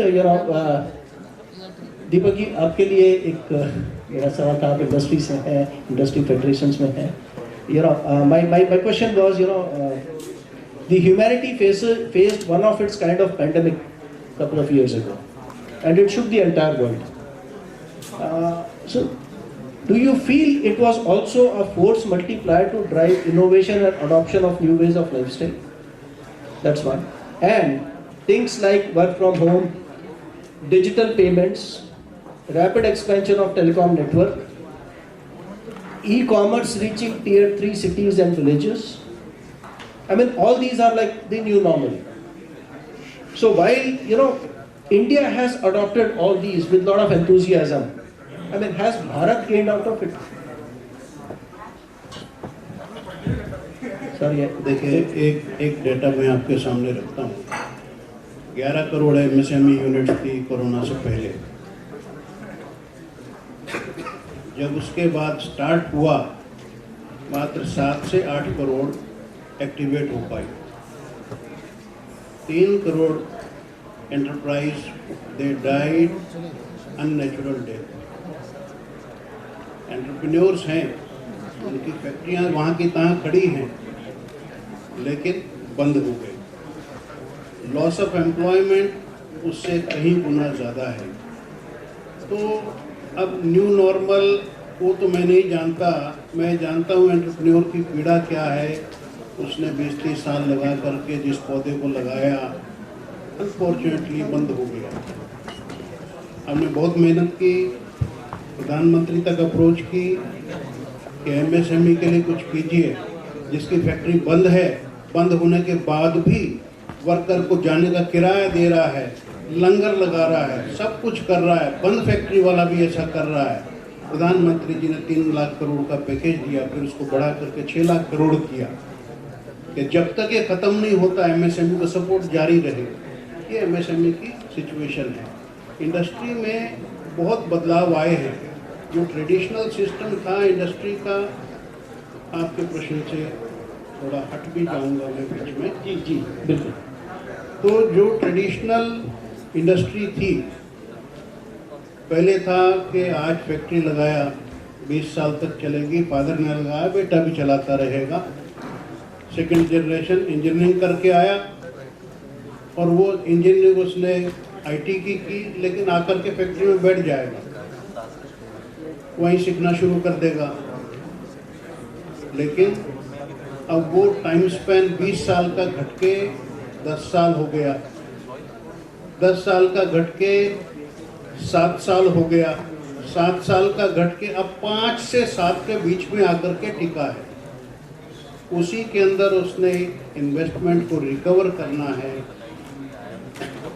अपना घर भी चलाना है, नई investment भी करनी है। तो ये न्यू नॉर्मल ये है मेरी नज़र में जी। और जो नए आयाम इंडस्ट्री के अंदर आए हैं, यानी अब टेक्नोलॉजी बेस्ड इंडस्ट्री आ रही है। ट्रेडिशनल ब्रिक एंड मोर्टर अब नहीं चलती, टेक्नोलॉजी बेस्ड आ रही है, स्किल बेस्ड आ रही है, आइडिया बेस्ड आ रही है। अभी पिछले सत्र में जिन लोगों ने यहाँ ट्रॉफीज कलेक्ट की, 15 साल पहले अगर यही सेशन हो रहा होता ना, तो ट्रॉफी लेने वालों के सबके आधे बाल उड़े हुए होते और 4 सीढ़ी चढ़ने में थोड़ा सा हाँफ जाते। उनको आकर के एक जना सहारा लेकर के ऊपर चढ़ाता, वो ट्रॉफी लेने आते। अब एवरेज एज 25 साल, 30 साल, 35 साल मैक्सिमम। हमको तो मंच पर चढ़ते हुए भी शर्म आ रही। तो ये थोड़ा सा फर्क आ गया। अब टेक्नोलॉजी का ज़माना आ गया, आइडिया, स्किल, ये सब का कंसेप्ट आ गया। इंडस्ट्री में उतार चढ़ाव के साथ साथ ये नए आयाम ऐड हो गए। पिछले सत्र की बात को मैं आगे बढ़ाते हुए एक बात और कहूँगा। एम्प्लॉयमेंट, एम्प्लॉयमेंट, एम्प्लॉयमेंट ये बात हम करते हैं। आप इंडस्ट्री के नज़रिए से देखिए, 90% यूथ एम्प्लॉयबल नहीं है। That's true. और वो इस तरह से एक हिंदुस्तानी होने के नाते मुझे इतनी पीड़ा देता है कि हमारा यूथ कहाँ जा रहा है। उसका समय टिकटॉक में जा रहा है, रील्स में जा रहा है, इंस्टा के ऊपर जा रहा है। जो काम करने का इस आयु के अंदर है वो नहीं कर रहा। Employability is a big crisis. आज हमको अगर 50 आदमी की टीम खड़ी करनी हो तो हमारे को पसीना छूट जाते हैं। 50 नौजवान लाएगा कहाँ से? ये एक बड़ा क्राइसिस की सिचुएशन है। मैं 4 यूनिवर्सिटीज़ की गवर्निंग काउंसिल का मेंबर हूँ। मैं ज़्यादा पढ़ा लिखा नहीं हूँ, लेकिन वो बुला लेते हैं। यूनिवर्सिटीज़ में मैं इंडस्ट्री का पक्ष रखता हूँ कि भाई इंडस्ट्री को ये चीज़ की ज़रूरत है, आप अपनी इंडस्ट्री का करिकुलम इस ढंग से डिज़ाइन कीजिए कि वो चीज़ की आवश्यकता पूरी हो सके। लेकिन अगले मीटिंग के अंदर एजेंडा आइटम आता है, agenda item number 300 seat MBA की बढ़ाई जाए, 200 सीट बीए की बढ़ाई जाए, 500 सीट बीकॉम की बढ़ाई जाए। और वो क्लरिकल जॉब के लिए भी फिट नहीं है बच्चे, लेकिन उनका अपना एजेंडा है। उनको जो ग्रांट मिलती है वो पर्टिकुलर कोर्सेज पढ़ाने के लिए मिलती है। और एक देश के नागरिक होने के नाते मुझे ये लगता है कि हमारे देश को इंटीग्रेटेड तरीके से सोचना चाहिए कि दुनिया में हमको नंबर 1 कैसे बनना है। आज अमेरिका अगर 26-28 ट्रिलियन पे खड़ा है तो हमको 35 ट्रिलियन पे कैसे पहुंचना है। हम 35 ट्रिलियन के लिए हमको जीएसटी सिस्टम भी नया करना पड़ेगा। ये जीएसटी सिस्टम से 1.5-2 लाख करोड़ की हम मंथली रेवेन्यू ले रहे हैं, वो नहीं चलेगा। इंसेंटिवाइज करना पड़ेगा, बिजनेसमैन को इंसेंटिवाइज करना पड़ेगा। वो हमारे लिए टैक्स कलेक्टर है, हमारी कोई मशीनरी नहीं लगी, वो फिर हमको 2.25 लाख करोड़ रुपए महीने का टैक्स कलेक्ट करके दे रहा है। उसको सम्मानित भी करना पड़ेगा। वो उसमें एक आत्मसम्मान का भाव भी जागृत करना पड़ेगा कि आप उद्यमी हो। और जो खाली नेता लोग हैं,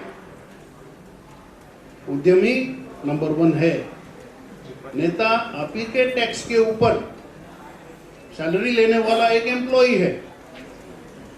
ये ध्यान रख करके हमको चलना पड़ेगा कि उद्यम का विकास करें, और ना सिर्फ उद्यम का विकास करें बल्कि उसमें सम्मान का भाव जागृत करें कि वो देश के निर्माण के अंदर एक बहुत बड़ा कंट्रीब्यूटर है।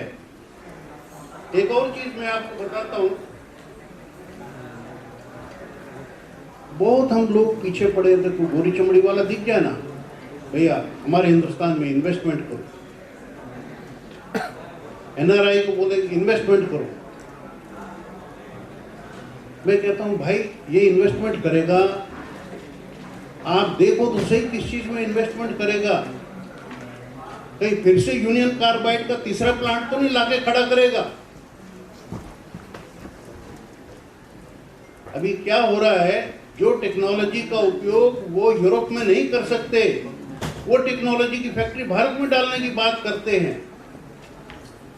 आज पंजाब से ट्रेन्स भर भर के कैंसर पेशेंट की क्यों जाती है राजस्थान की तरफ, के इलाज करते हैं वहाँ कैंसर का। अरे कैंसर का इलाज भारत सरकार ने हर जिले में करना चाहिए। इनफैक्ट जो हमने भारत सरकार को प्रपोजल दी थी, हमने एम्फेटिकली कहा कि कैंसर भारत सरकार की गिफ्ट है, फ्री गिफ्ट है आम आदमी को। दूध पियो उसमें कैंसर जा रहा है, सब्जी खाओ उसमें कैंसर जा रहा है, फल खाओ उसमें कैंसर जा रहा है। आम आदमी क्या कर सकता है उसके लिए? आप इसका इलाज, आज के दिन में इलाज से तो बच जाता है पेशेंट, लेकिन उसका घर तबाह हो जाता है कैंसर के इलाज के कारण से। तो हमने प्रपोजल दी कि भाई इसका इलाज जिला स्तर के ऊपर फ्री में करो। सारा खर्चा केंद्र सरकार, राज्य सरकार, भाई जीएसटी लगता है 50% राज्य सरकार भी लेती है, 50-40% केंद्र सरकार भी लेती है। तो सारा खर्चा मिल बांट के आप लोग करोगे, आपस में डिसाइड कर लो कौन करेगा, लेकिन एक पैसा भी उसकी जेब से नहीं खर्च होना चाहिए। तो ये चीज़ें हैं जो आज यानी जिसकी ओर नॉन इंडस्ट्री के लोग ध्यान नहीं कर पाते, क्योंकि वो विषय उनके सामने प्रस्तुति नहीं होता। हम इस विषय को आपके सामने रख रहे हैं, आप लोग इंटेलिजेंसिया हैं, और दोपहर से आप लोग यहाँ इस मंच के सामने प्रस्तुत हैं हम सब लोगों की बातें सुनने के लिए। 2-4 बिंदु मैं और आपके समक्ष रखूंगा।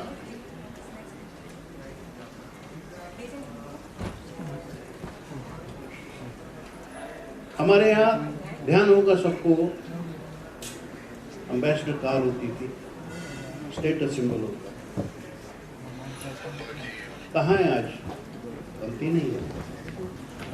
एक बहुत बड़ा प्लांट था, हमारे जैसे लोग जब यूथ में थे ब्रीफकेस उठा के पहुँच जाते थे वहाँ पर। मोजर बियर की फैक्ट्री थी कि साहब मोजर बियर है, कॉफी ड्राइव बनाते हैं। अभी कहाँ है? गए। फिएट कहाँ है? गए। जो जो स्टेटस सिंबल थे भारतीय जनजीवन के सारे चले गए। क्यों? एक ही इन सब के पीछे था कि ये सब कोटा परमिट राज की उत्पत्ति थे। आज इसको बिरला जी को लाइसेंस मिला, टाटा साहब को लाइसेंस मिला, उसने ट्रक की फैक्ट्री लगाई, कार की फैक्ट्री लगाई। इंटेलिजेंस ड्रिवन इसमें से कोई भी को कंसिडर कीजिए और आगे देखने की बजाय, विदेश में देखने की बजाय पीछे मुड़ करके अपने स्क्रिप्चर्स को स्टडी कीजिए।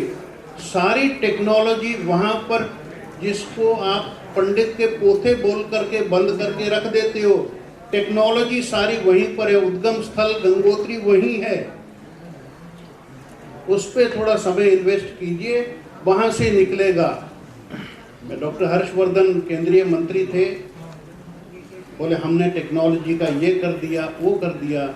मैंने कहा डॉक्टर साहब, टेक्नोलॉजी रोज सुबह के अखबार की तरह है, दोपहर तक बेच लोगे तो 10 रुपए का बिकेगा, शाम को 10 रुपए किलो हो जाएगा। आप टेक्नोलॉजी का उपयोग कीजिए, 3 महीने की विंडो दीजिए, जिसने खरीद ली, उसके बाद फ्री कर दो टेक्नोलॉजी को। वो टेक्नोलॉजी आपके कंप्यूटर में, आपकी फाइलों में बंद पड़ी हुई है, उसका क्या उपयोग है? 3 महीने में कोई और उसके बराबर की चीज उससे 21 खड़ी कर देगा। बिल्कुल सही बोला सर आपने। अपने स्ट्रक्चर्स को स्टडी करके और टेक्नोलॉजी का सही उपयोग कीजिए। और सरकार को भी हम यही लगातार कहते हैं, टेक्नोलॉजी को जनता के लिए फ्री कीजिए। जो इंडियन एंटरप्राइज है उसके लिए टेक्नोलॉजी को फ्री कीजिए। दुनिया बहुत तेजी से बदल रही है और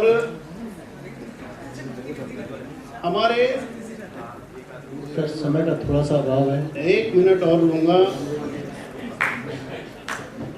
उद्यमी भाई मेरी पीड़ा समझ रहे होंगे कि मैं उनकी बात बोलना चाह रहा हूं। देखिए मेरे साथियों को, आप प्रॉफिट कमाइए, खूब कमाइए। आज के राजनीतिक जीवन में प्रॉफिट एक शब्द, गंदा शब्द हो गया। किसी को गाली देनी होती है, अडानी बोल देते हैं उसको, लेकिन ये ठीक नहीं है। ये देश लक्ष्मी माता का देश है। हर दिवाली को लक्ष्मी पूजन हम ही लोग करते हैं। लक्ष्मी का पूजन जिस देश में होता हो, प्रॉफिट कमाना एक गंदा शब्द कैसे हो सकता है? प्रॉफिट कमाने के सूत्र हमको विदेश से नहीं, अपने देश से खोजने होंगे। इतना ही मैं कहना चाहूँगा। समय की मर्यादा है, आपने मेरी बात को इतनी पेशेंस के साथ सुना और हमारे मॉडरेटर जी को मैं धन्यवाद देना चाहूँगा। Thank you so much sir, thank you so much. और क्लियरली आपने बोला कि नई टेक्नोलॉजी आ जाएगी तो देखिए कितना विस्तार होता है। कल ही थ्रेड्स लॉन्च हुआ था और 4 घंटे के अंदर उनके 10 मिलियन सब्सक्राइबर भी बन गए थे। ठीक है, so this is abuse of innovation in some ways, जहाँ पे शायद उसका मटेरियल इम्पैक्ट कितना होगा वो पता नहीं, पर सबको पता है कि भारत से सबसे ज़्यादा सब्सक्राइबर्स होंगे इसके प्रोडक्ट में। सो और जहाँ तक रही, दीपक जी ने बड़ी अच्छी बात बोलती है एम्प्लॉयबिलिटी की। Employability, it's right. आपने कुछ दिन पहले एक खबर पढ़ी होगी कि भारत में साइबर सिक्योरिटी के कई सारे अटैक्स होते रहते हैं, चलते रहते हैं, दुनिया भर में चलते रहते हैं। 40,000 जॉब्स साइबर सिक्योरिटी के आए थे, जो कि 3rd क्वार्टर में, जो कि फिल नहीं हो पाए क्योंकि हमारे पास राइट स्किल सेट नहीं था। So point is, you know, we need to augment our skill set before blaming the technology. And with that, Guruji, just one few parting comments from your side. See, you know, we remain an agriculture-based economy, and you know, marrying all the, you know, wise words which everybody has said, you know, how do we ensure that you know, the right use of technology, making our produce climate proof, because we are talking of environment and climate change, you know, providing the resources and energy to the producer in the place where he is, the employment in his native place. I mean, how do we ensure all that? And you know, what do you think is the right path to ensure that, you know, there is less migration from villages to cities, there is self-sustenance, MSME की बात करी साहब ने, तो you know, ultimately, you know, how do we want to kind of put a summary to all this while retaining the thousands of years of wisdom that we have. any last words from your side? ये बहुत सारगर्भित प्रश्न है। कोशिश करूंगा कि 2-3 minute में इसका उत्तर दे सकूं, क्योंकि समय की अपनी मर्यादा है। मुझे अच्छे से याद है, सबको याद होगा, और जो भी हिस्ट्री के स्टूडेंट्स हैं या उसमें इंटरेस्ट लेने वाले लोग हैं, ईस्ट इंडिया कंपनी भारत में बुरी तरह डिफीट हुई। उसके बाद उन्होंने एग्रीकल्चर को तहस-नहस करने की कोशिश करी। जब एग्रीकल्चर को तहस-नहस करने की कोशिश करी तो बंगाल में अकाल आया। अदरवाइज बंगाल में अकाल नहीं आया। पूरी दुनिया जब अकाल से ग्रसित थी तब भी भारत में नहीं आया। 1930 में जो एक वर्ल्ड वाइड डिप्रेशन था, इकोनॉमिक डिप्रेशन था, we were safe at that time. और jumping directly onto 2006 and 2007, when the banking system was almost jeopardizing in most of the part, including USA and UK, India was safe because of its agriculture, her agriculture. So we cannot do any kind of economic progress without the development of the agriculture sector. But it doesn't mean that we should ignore the industries. There is synergy that has to be laid down between agriculture and industrial development. दोनों के बीच में जब तक ये सिम्बायोसिज्म नहीं आएगा तब तक हमारी जो ग्रोथ है वो एक्सपोनेंशियल ग्रोथ नहीं हो सकती। तो हमें ये देखना होगा कि एग्रीकल्चर भी साथ साथ चले, और एग्रीकल्चर भी धीरे धीरे टेक्नोलॉजी बेस्ड हो रहा है। इंडस्ट्री तो टेक्नोलॉजी बेस्ड है ही, और जब भी टेक्नोलॉजी ज़्यादा आएगी एनवायरनमेंट को जेपरडाइज करेगी ही करेगी, एनवायरनमेंट में परेशानियां होंगी ही होंगी। उसके लिए सस्टेनेबल डेवलपमेंट पर बहुत रिसर्च करनी हमें पड़ेगी। अन्यथा अगर हम सोचें कि हम 5000 ईयर बैक, 7000 ईयर बैक की टेक्नोलॉजी को आज अडॉप्ट कर लें, ये इम्पॉसिबल है। ये मैं आपसे कह रहा हूँ, जो कि मैं वही स्क्रिप्चर्स पढ़ाता हूँ। फिर भी मैं बता रहा हूँ, प्रैक्टिकल सिचुएशन ये है कि दोनों में 2023 में जो सिम्बायोसिज्म, बेस्ट सिम्बायोसिज्म पॉसिबल है, वो इस्टेब्लिश करना पड़ेगा, तभी हमारी ग्रोथ होगी और उसमें सस्टेनेबिलिटी होगी। और लास्ट वर्ड रिसर्च को लेकर, from where actually I started. देखिए, 2 तरीके की रिसर्च होती है ऑन लाइटर मोड। एक फॉर्मल रिसर्च होती है और एक इनफॉर्मल रिसर्च होती है। फॉर्मल रिसर्च में भारत ने अभी उतने ऊंचे मापदंड तय भले ही ना किए हों, लेकिन इनफॉर्मल रिसर्च में जरूर बहुत ऊंचे मापदंड तय किए हैं, और इसी इनफॉर्मल रिसर्च का नाम है जुगाड़। Thank you so much. Thank you so much, ladies and gentlemen. Thanks for your patience in our hearing, and with Thank that, you so much. And with that, we conclude our second panel discussion. Thank you, guests, for your willingness to participate and your flexibility of moderating this panel, Mr. Pradyuman Lavanya ji. And with that, I would like to call upon Mr. Sanjeev Sharma, Advisor Dialogue India, RD Engineering College, along with Mr. Abhishek Dubey, CEO of Business Connect, on stage to honor our guest and facilitate them, please. Let's have a round of applause for Mr. Abhishek Dubey and for Mr. Sanjeev Sharma, along with Mr. Anuj Agarwal and Dr. Sarika Agarwal, Managing Editor, Dialogue India. Kindly facilitate our guests, all the dignitaries, and present them with memento. अनुज जी और सारिका जी को मैं भी round of applause देना चाहूँगा। Of course, why not? Because of him and Yes. this place. All due credit goes to Mr. Anuj Agarwal ji, Sarika ji, of course, Abhishek Dubey ji, Mr. Sanjeev Sharma. Thank you so much for this beautiful amalgamation between Dialogue India and Business Connect today, that we get to witness this momentary day today. A round of applause for Mr. Pradyuman Lavanya, Seasoned Cloud Cybersecurity and Data Privacy Professional. Next, we would like to felicitate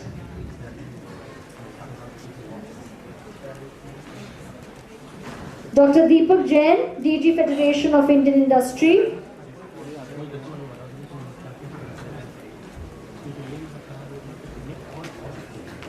A round of applause, ladies and gentlemen, for this felicitation ceremony.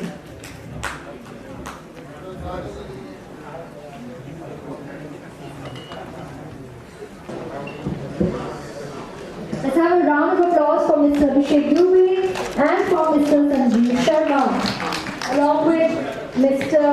Anuj Agarwal and Dr. Sun Mentor. अनुज जी और सारिका जी को मैं भी round of applause देना चाहूँगा. Of course, why not? Because of him and Yes, affiliation between Dialogue India and Business Connect today, that we get to witness this momentous day today. A round of applause for Mr. Pradyuman Lavanya, seasoned class cybersecurity and data privacy professional. Yes, sir, सामने है. Next, we would like to felicitate gentlemen for the felicitation ceremony. तो साथ हो गई है.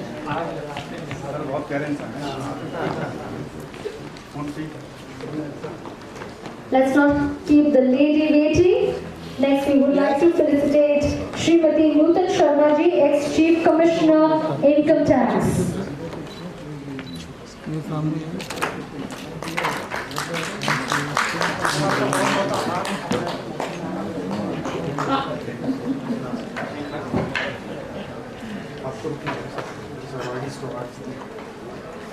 Ladies and gentlemen, a huge round of applause for our esteemed dignitaries seated here today on the dais. We love felicitating them. We love to hear their thoughts. हाँ जी. It's been an absolute pleasure on behalf of Dialogue India and Business Yes. Connect today.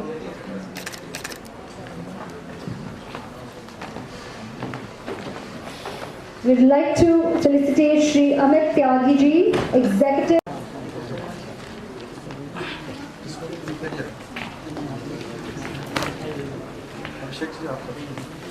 All the guests, all our dear friends who have just joined us, let us remind you and welcome you once again to the 7th Dialogue India Academia Industry Conclave 2023. In spite of the heavy showers in the capital today, you have made your way for your thoughts.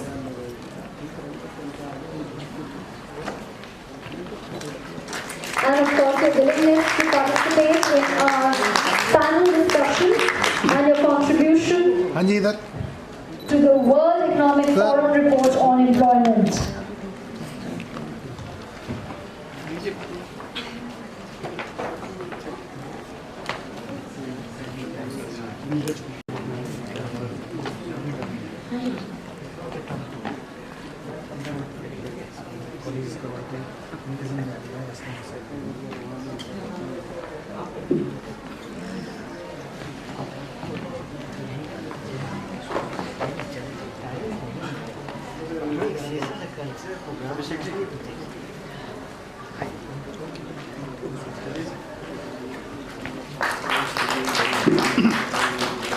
आइए sir एक साथ में.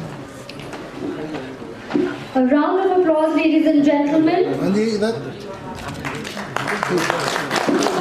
A special thank you once again to our special guest and Trade Councillor, Head of Trade Office.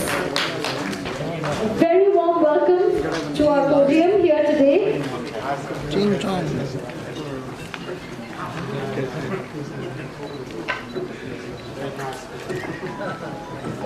We would like to felicitate Mr. Goy Trantong along with Mr. Gambhir Singh, ADM City, Ghaziabad.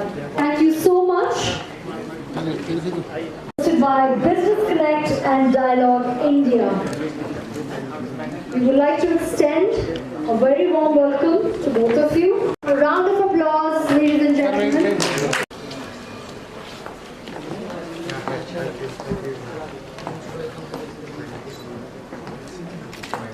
Hey, look in this side here. Yes, smile. Thank you.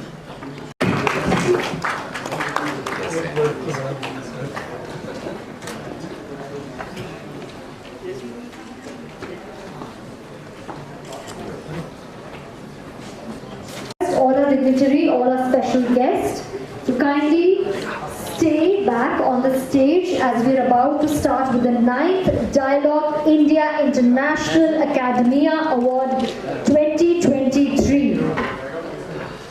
Applause.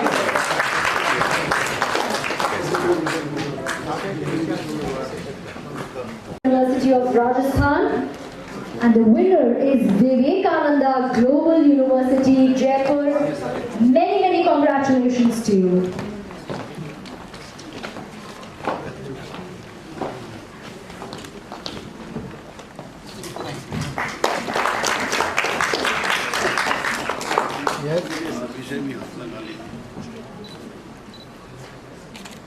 Moving on, the next award category is for the remarkable contribution in the field of edu-based publication and career counseling.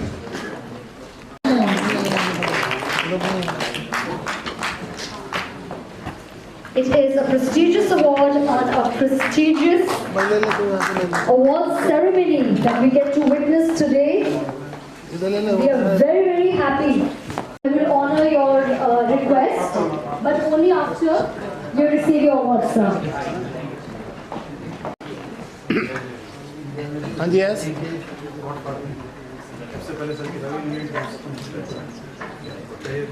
तो सामने है look here.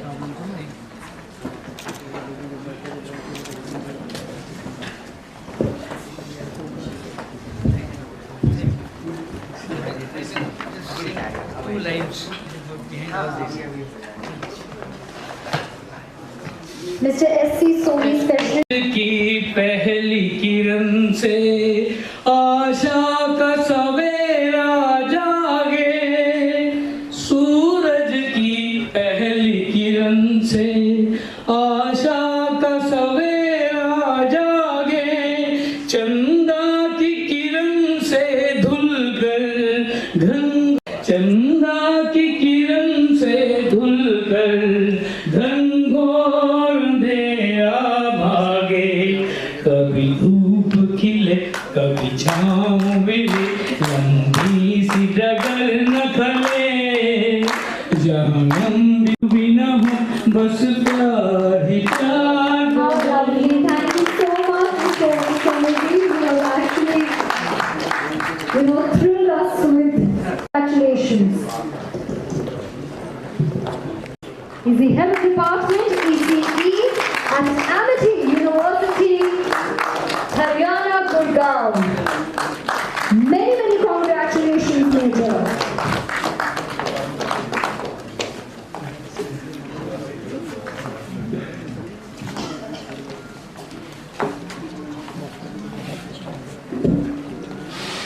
Yes. Sir, close.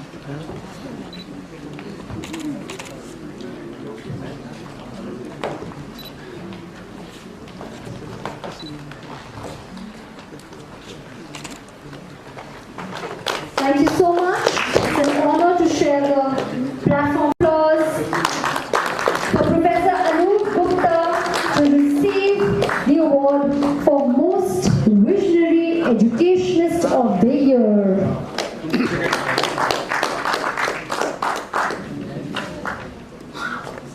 Yes. Sir, close.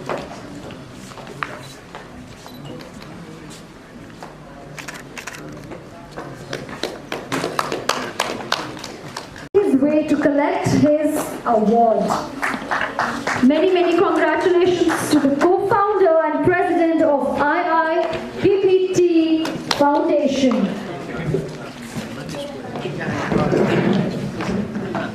I want to say one thing about the Dr. Vivek Chaudhary.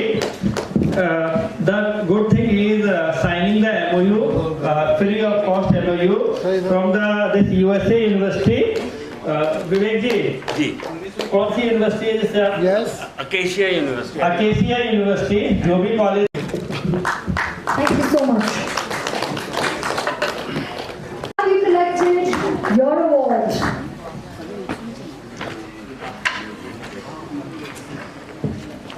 Round of applause for Sikkim Professional University for bagging the Best Private University of Sikkim in Professional and Skill Education.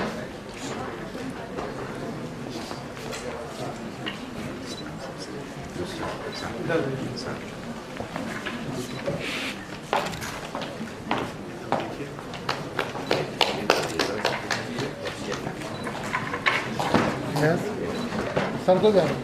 The next award category is for the Best Private Emerging University of Rajasthan 2023, and the award goes to Ming University, back the Best Private University of India for CSR activities and initiatives 2023. Yes.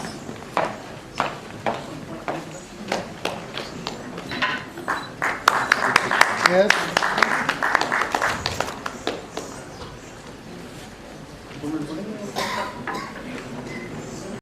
Our initiatives expanded to a level that today the largest number of international students in the state of Rajasthan currently study with us. Thank you very much, Dadovili, and thank you very much for the organizers.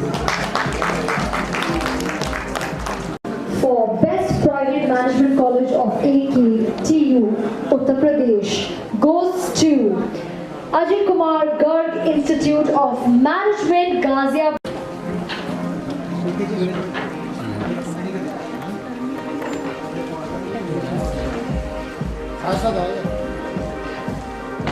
Ajay Kumar Garg Institute of Management, Ghaziabad backs the Best Private Management College of AKTU Uttar Pradesh award today.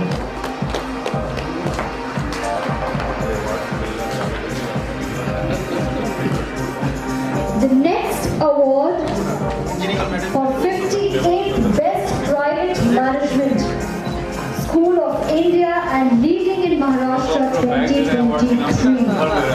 Yes. The winner is yet to be announced. I'm going to pause for this photo op opportunity.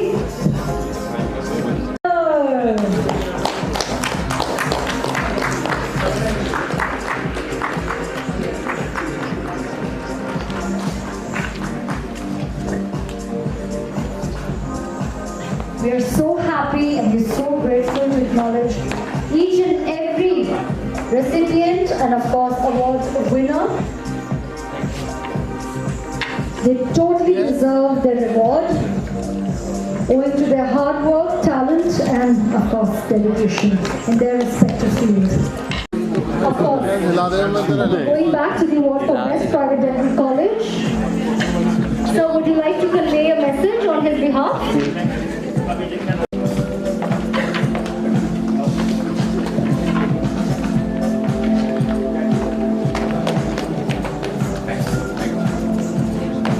KBC Medical College and Hospital, Kolkata, bags the 46th Best Medical College in India and Best Private Medical College of West Bengal award.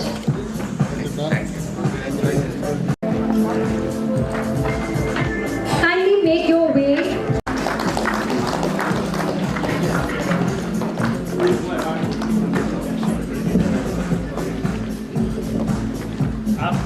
we would like to call upon Ms. Anjali Singh to felicitate this award to Mr. Sanjeev Sharma. Yes. Early Engineering College, Ghaziabad.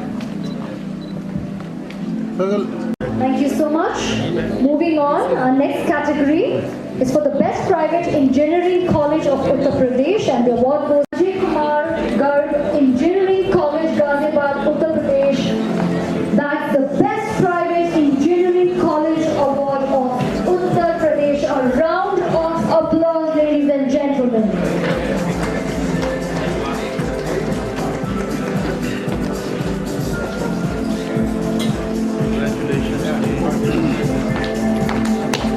We are recognizing and awarding the best universities in India, from north to south, east to west. We will definitely appreciate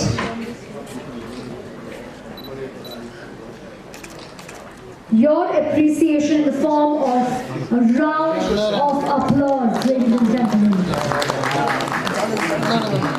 Moving on, the best university in Western Rajasthan, Global University R&D, Global City, Ganganagar Road, Bikaner.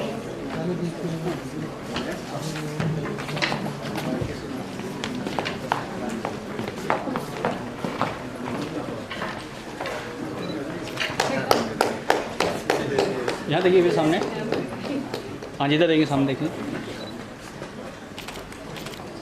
ठीक है They say that the passport to create a better future, not only for ourselves but also for the nation, is education. जोरदार तालियां हो जाएं. I know you had a very, very long day, but it's also been a very rewarding day.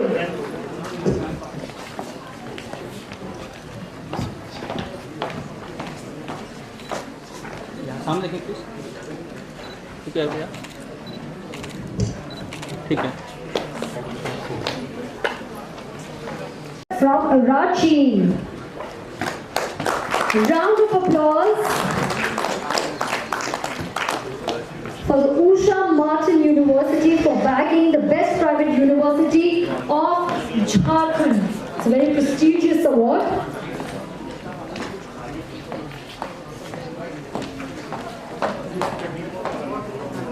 Yes, look here, please.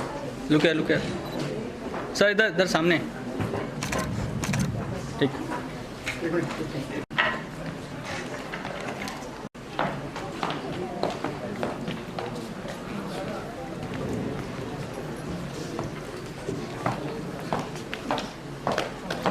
Yes, look here, please.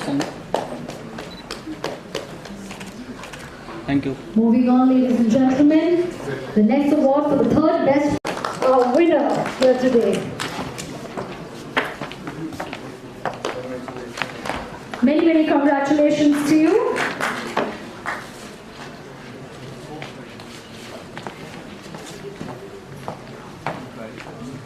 Yeah, look here, please.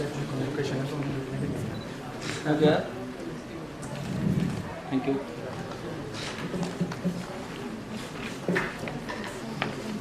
The next award for the best award goes to GLA University, Mathura.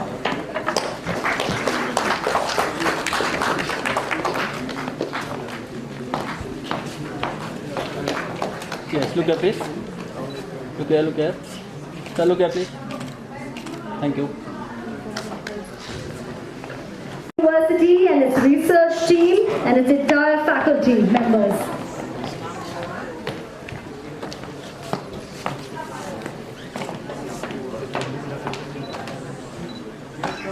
Yes.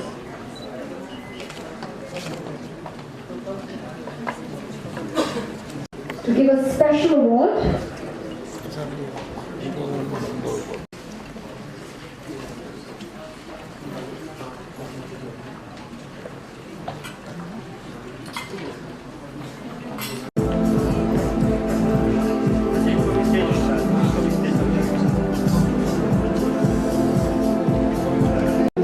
to the 7th edition of Dialogue India and Business Connect Conclave.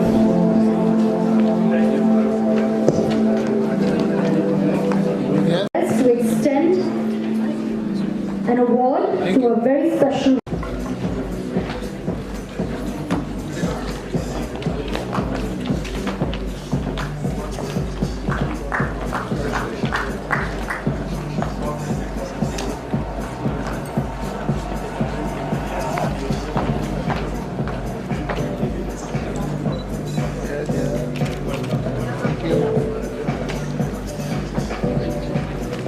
She did a lot of work in the field of education for poor students.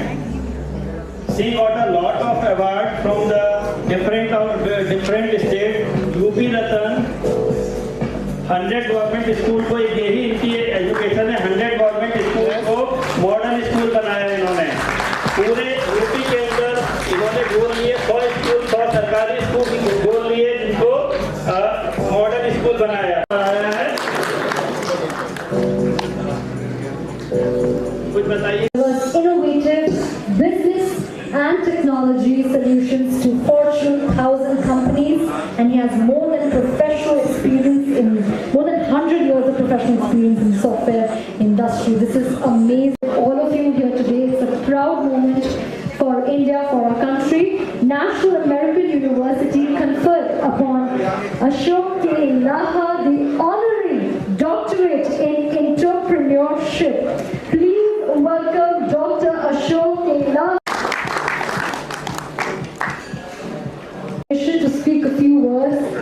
and grace this occasion.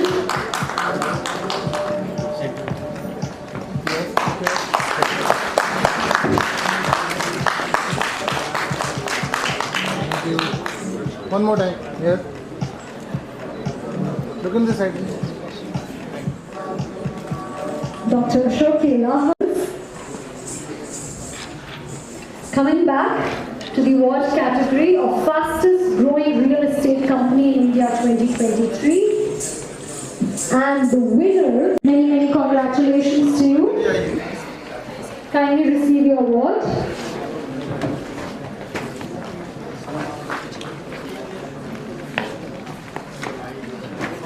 Yes. Thank you.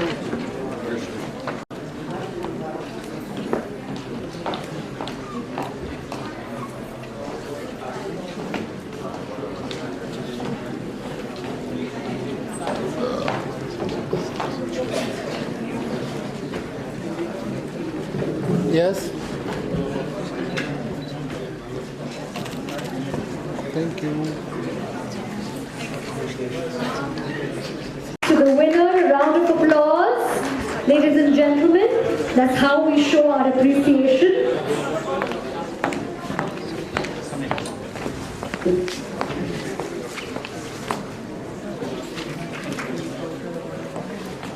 Yes.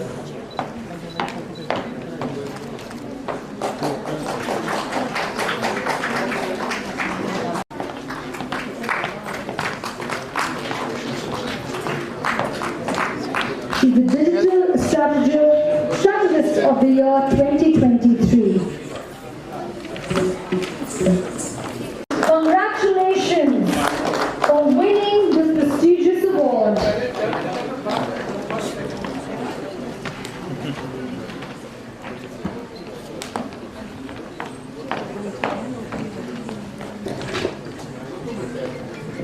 Yes. Sir, close. Sir सामने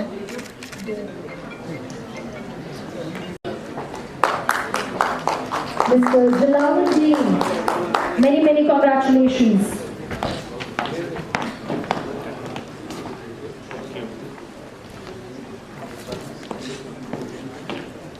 Yes. Sir, close.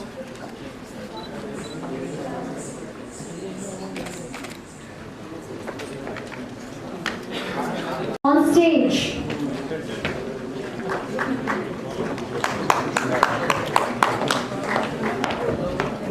I'm sure it's a proud moment for all our winners.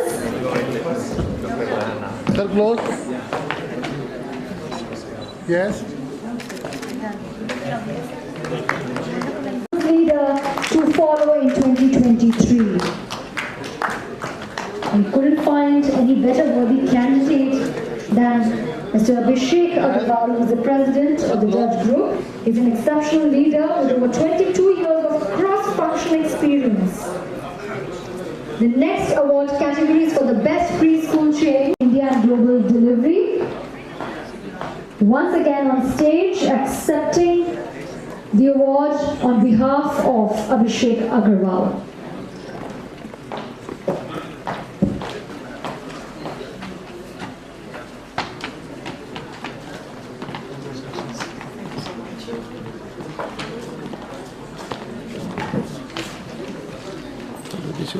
Applause for all our winners.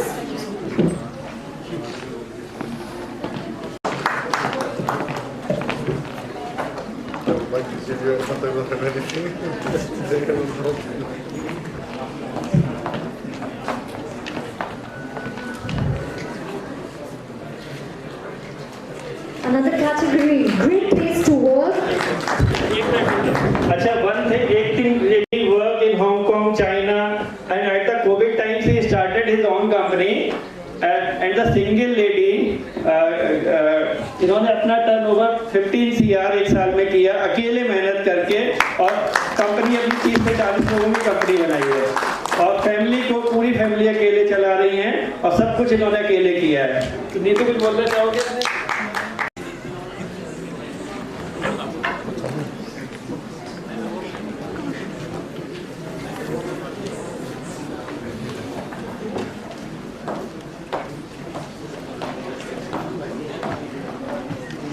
नाम सही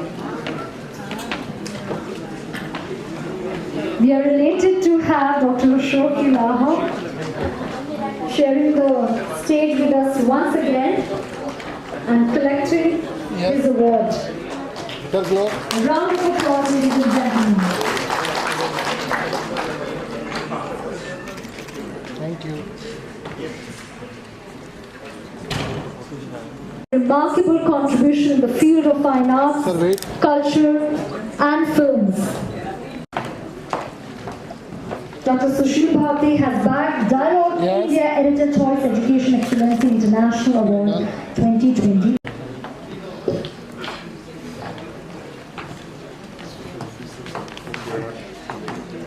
बहुत बहुत शुक्रिया और हम अपना आभार डेफिनेटली व्यक्त करना चाहेंगे आप सभी को to make this event into a successful day, for taking out your valuable in this glorious moment organized by Dialogue India and Business Connect. ये मिस्टर अभिषेक दुबे और मिस्टर अनुज अग्रवाल की मेहनत का नतीजा है कि इस प्रोग्राम के माध्यम से हम आपके सामने इनकी मेहनत से ये जो मुकाम पर आज जितने भी अवॉर्डीज जितने भी हमारे गेस्ट गेस्ट ये स्पेशल डे मुमकिन हो पाया है। सर आना एक बार group photo. Aim to foster collaboration, exchange ideas, and pave the way for a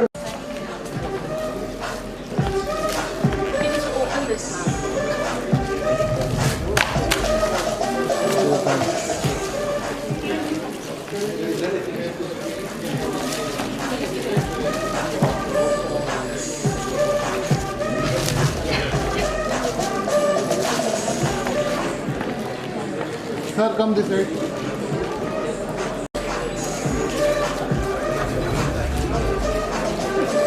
Thank you.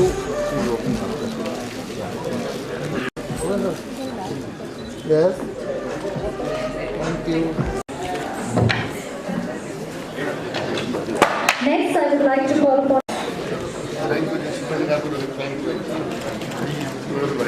Sir, please, sir. Thank you. Mr. Sanjay Kumar, MD Excel Group. Thank you. Shri Dr. Anu Sinha, President Foundation for Krishan Kala and Education Society. Once again on stage.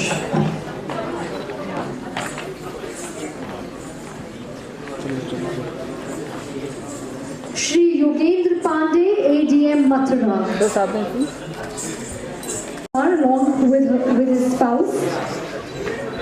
Please collect this special honor from our side.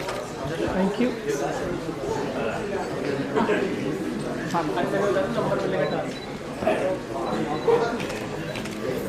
Shri Ved I.S. Rathore, author. Shri Anil Yadav. Sir, इधर please. Sir, screen sir.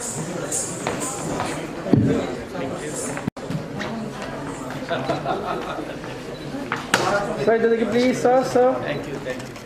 Thank you. Sir. Thank you.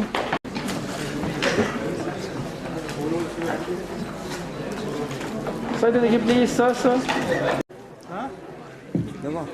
Mr. Sanjay Kumar, MD Excel Group. Shri Lalit Gargji, Senior Journalist. Can you please have your presence on stage? Shri Umesh Chaturvedi, Advisor, All India Radio.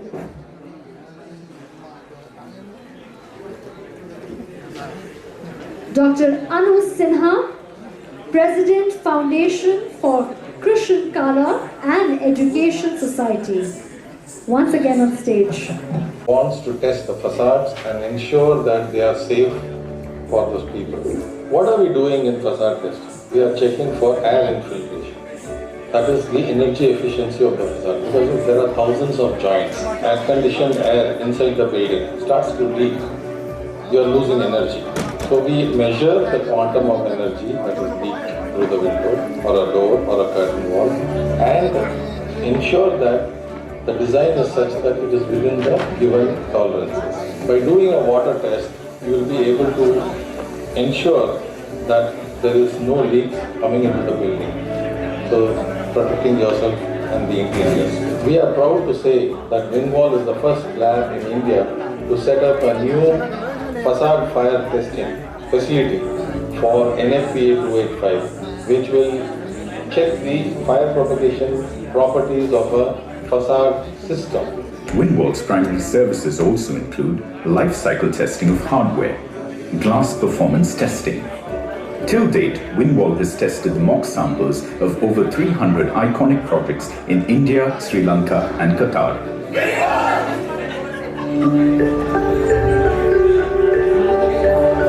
Wingwall, safe facade, safer world.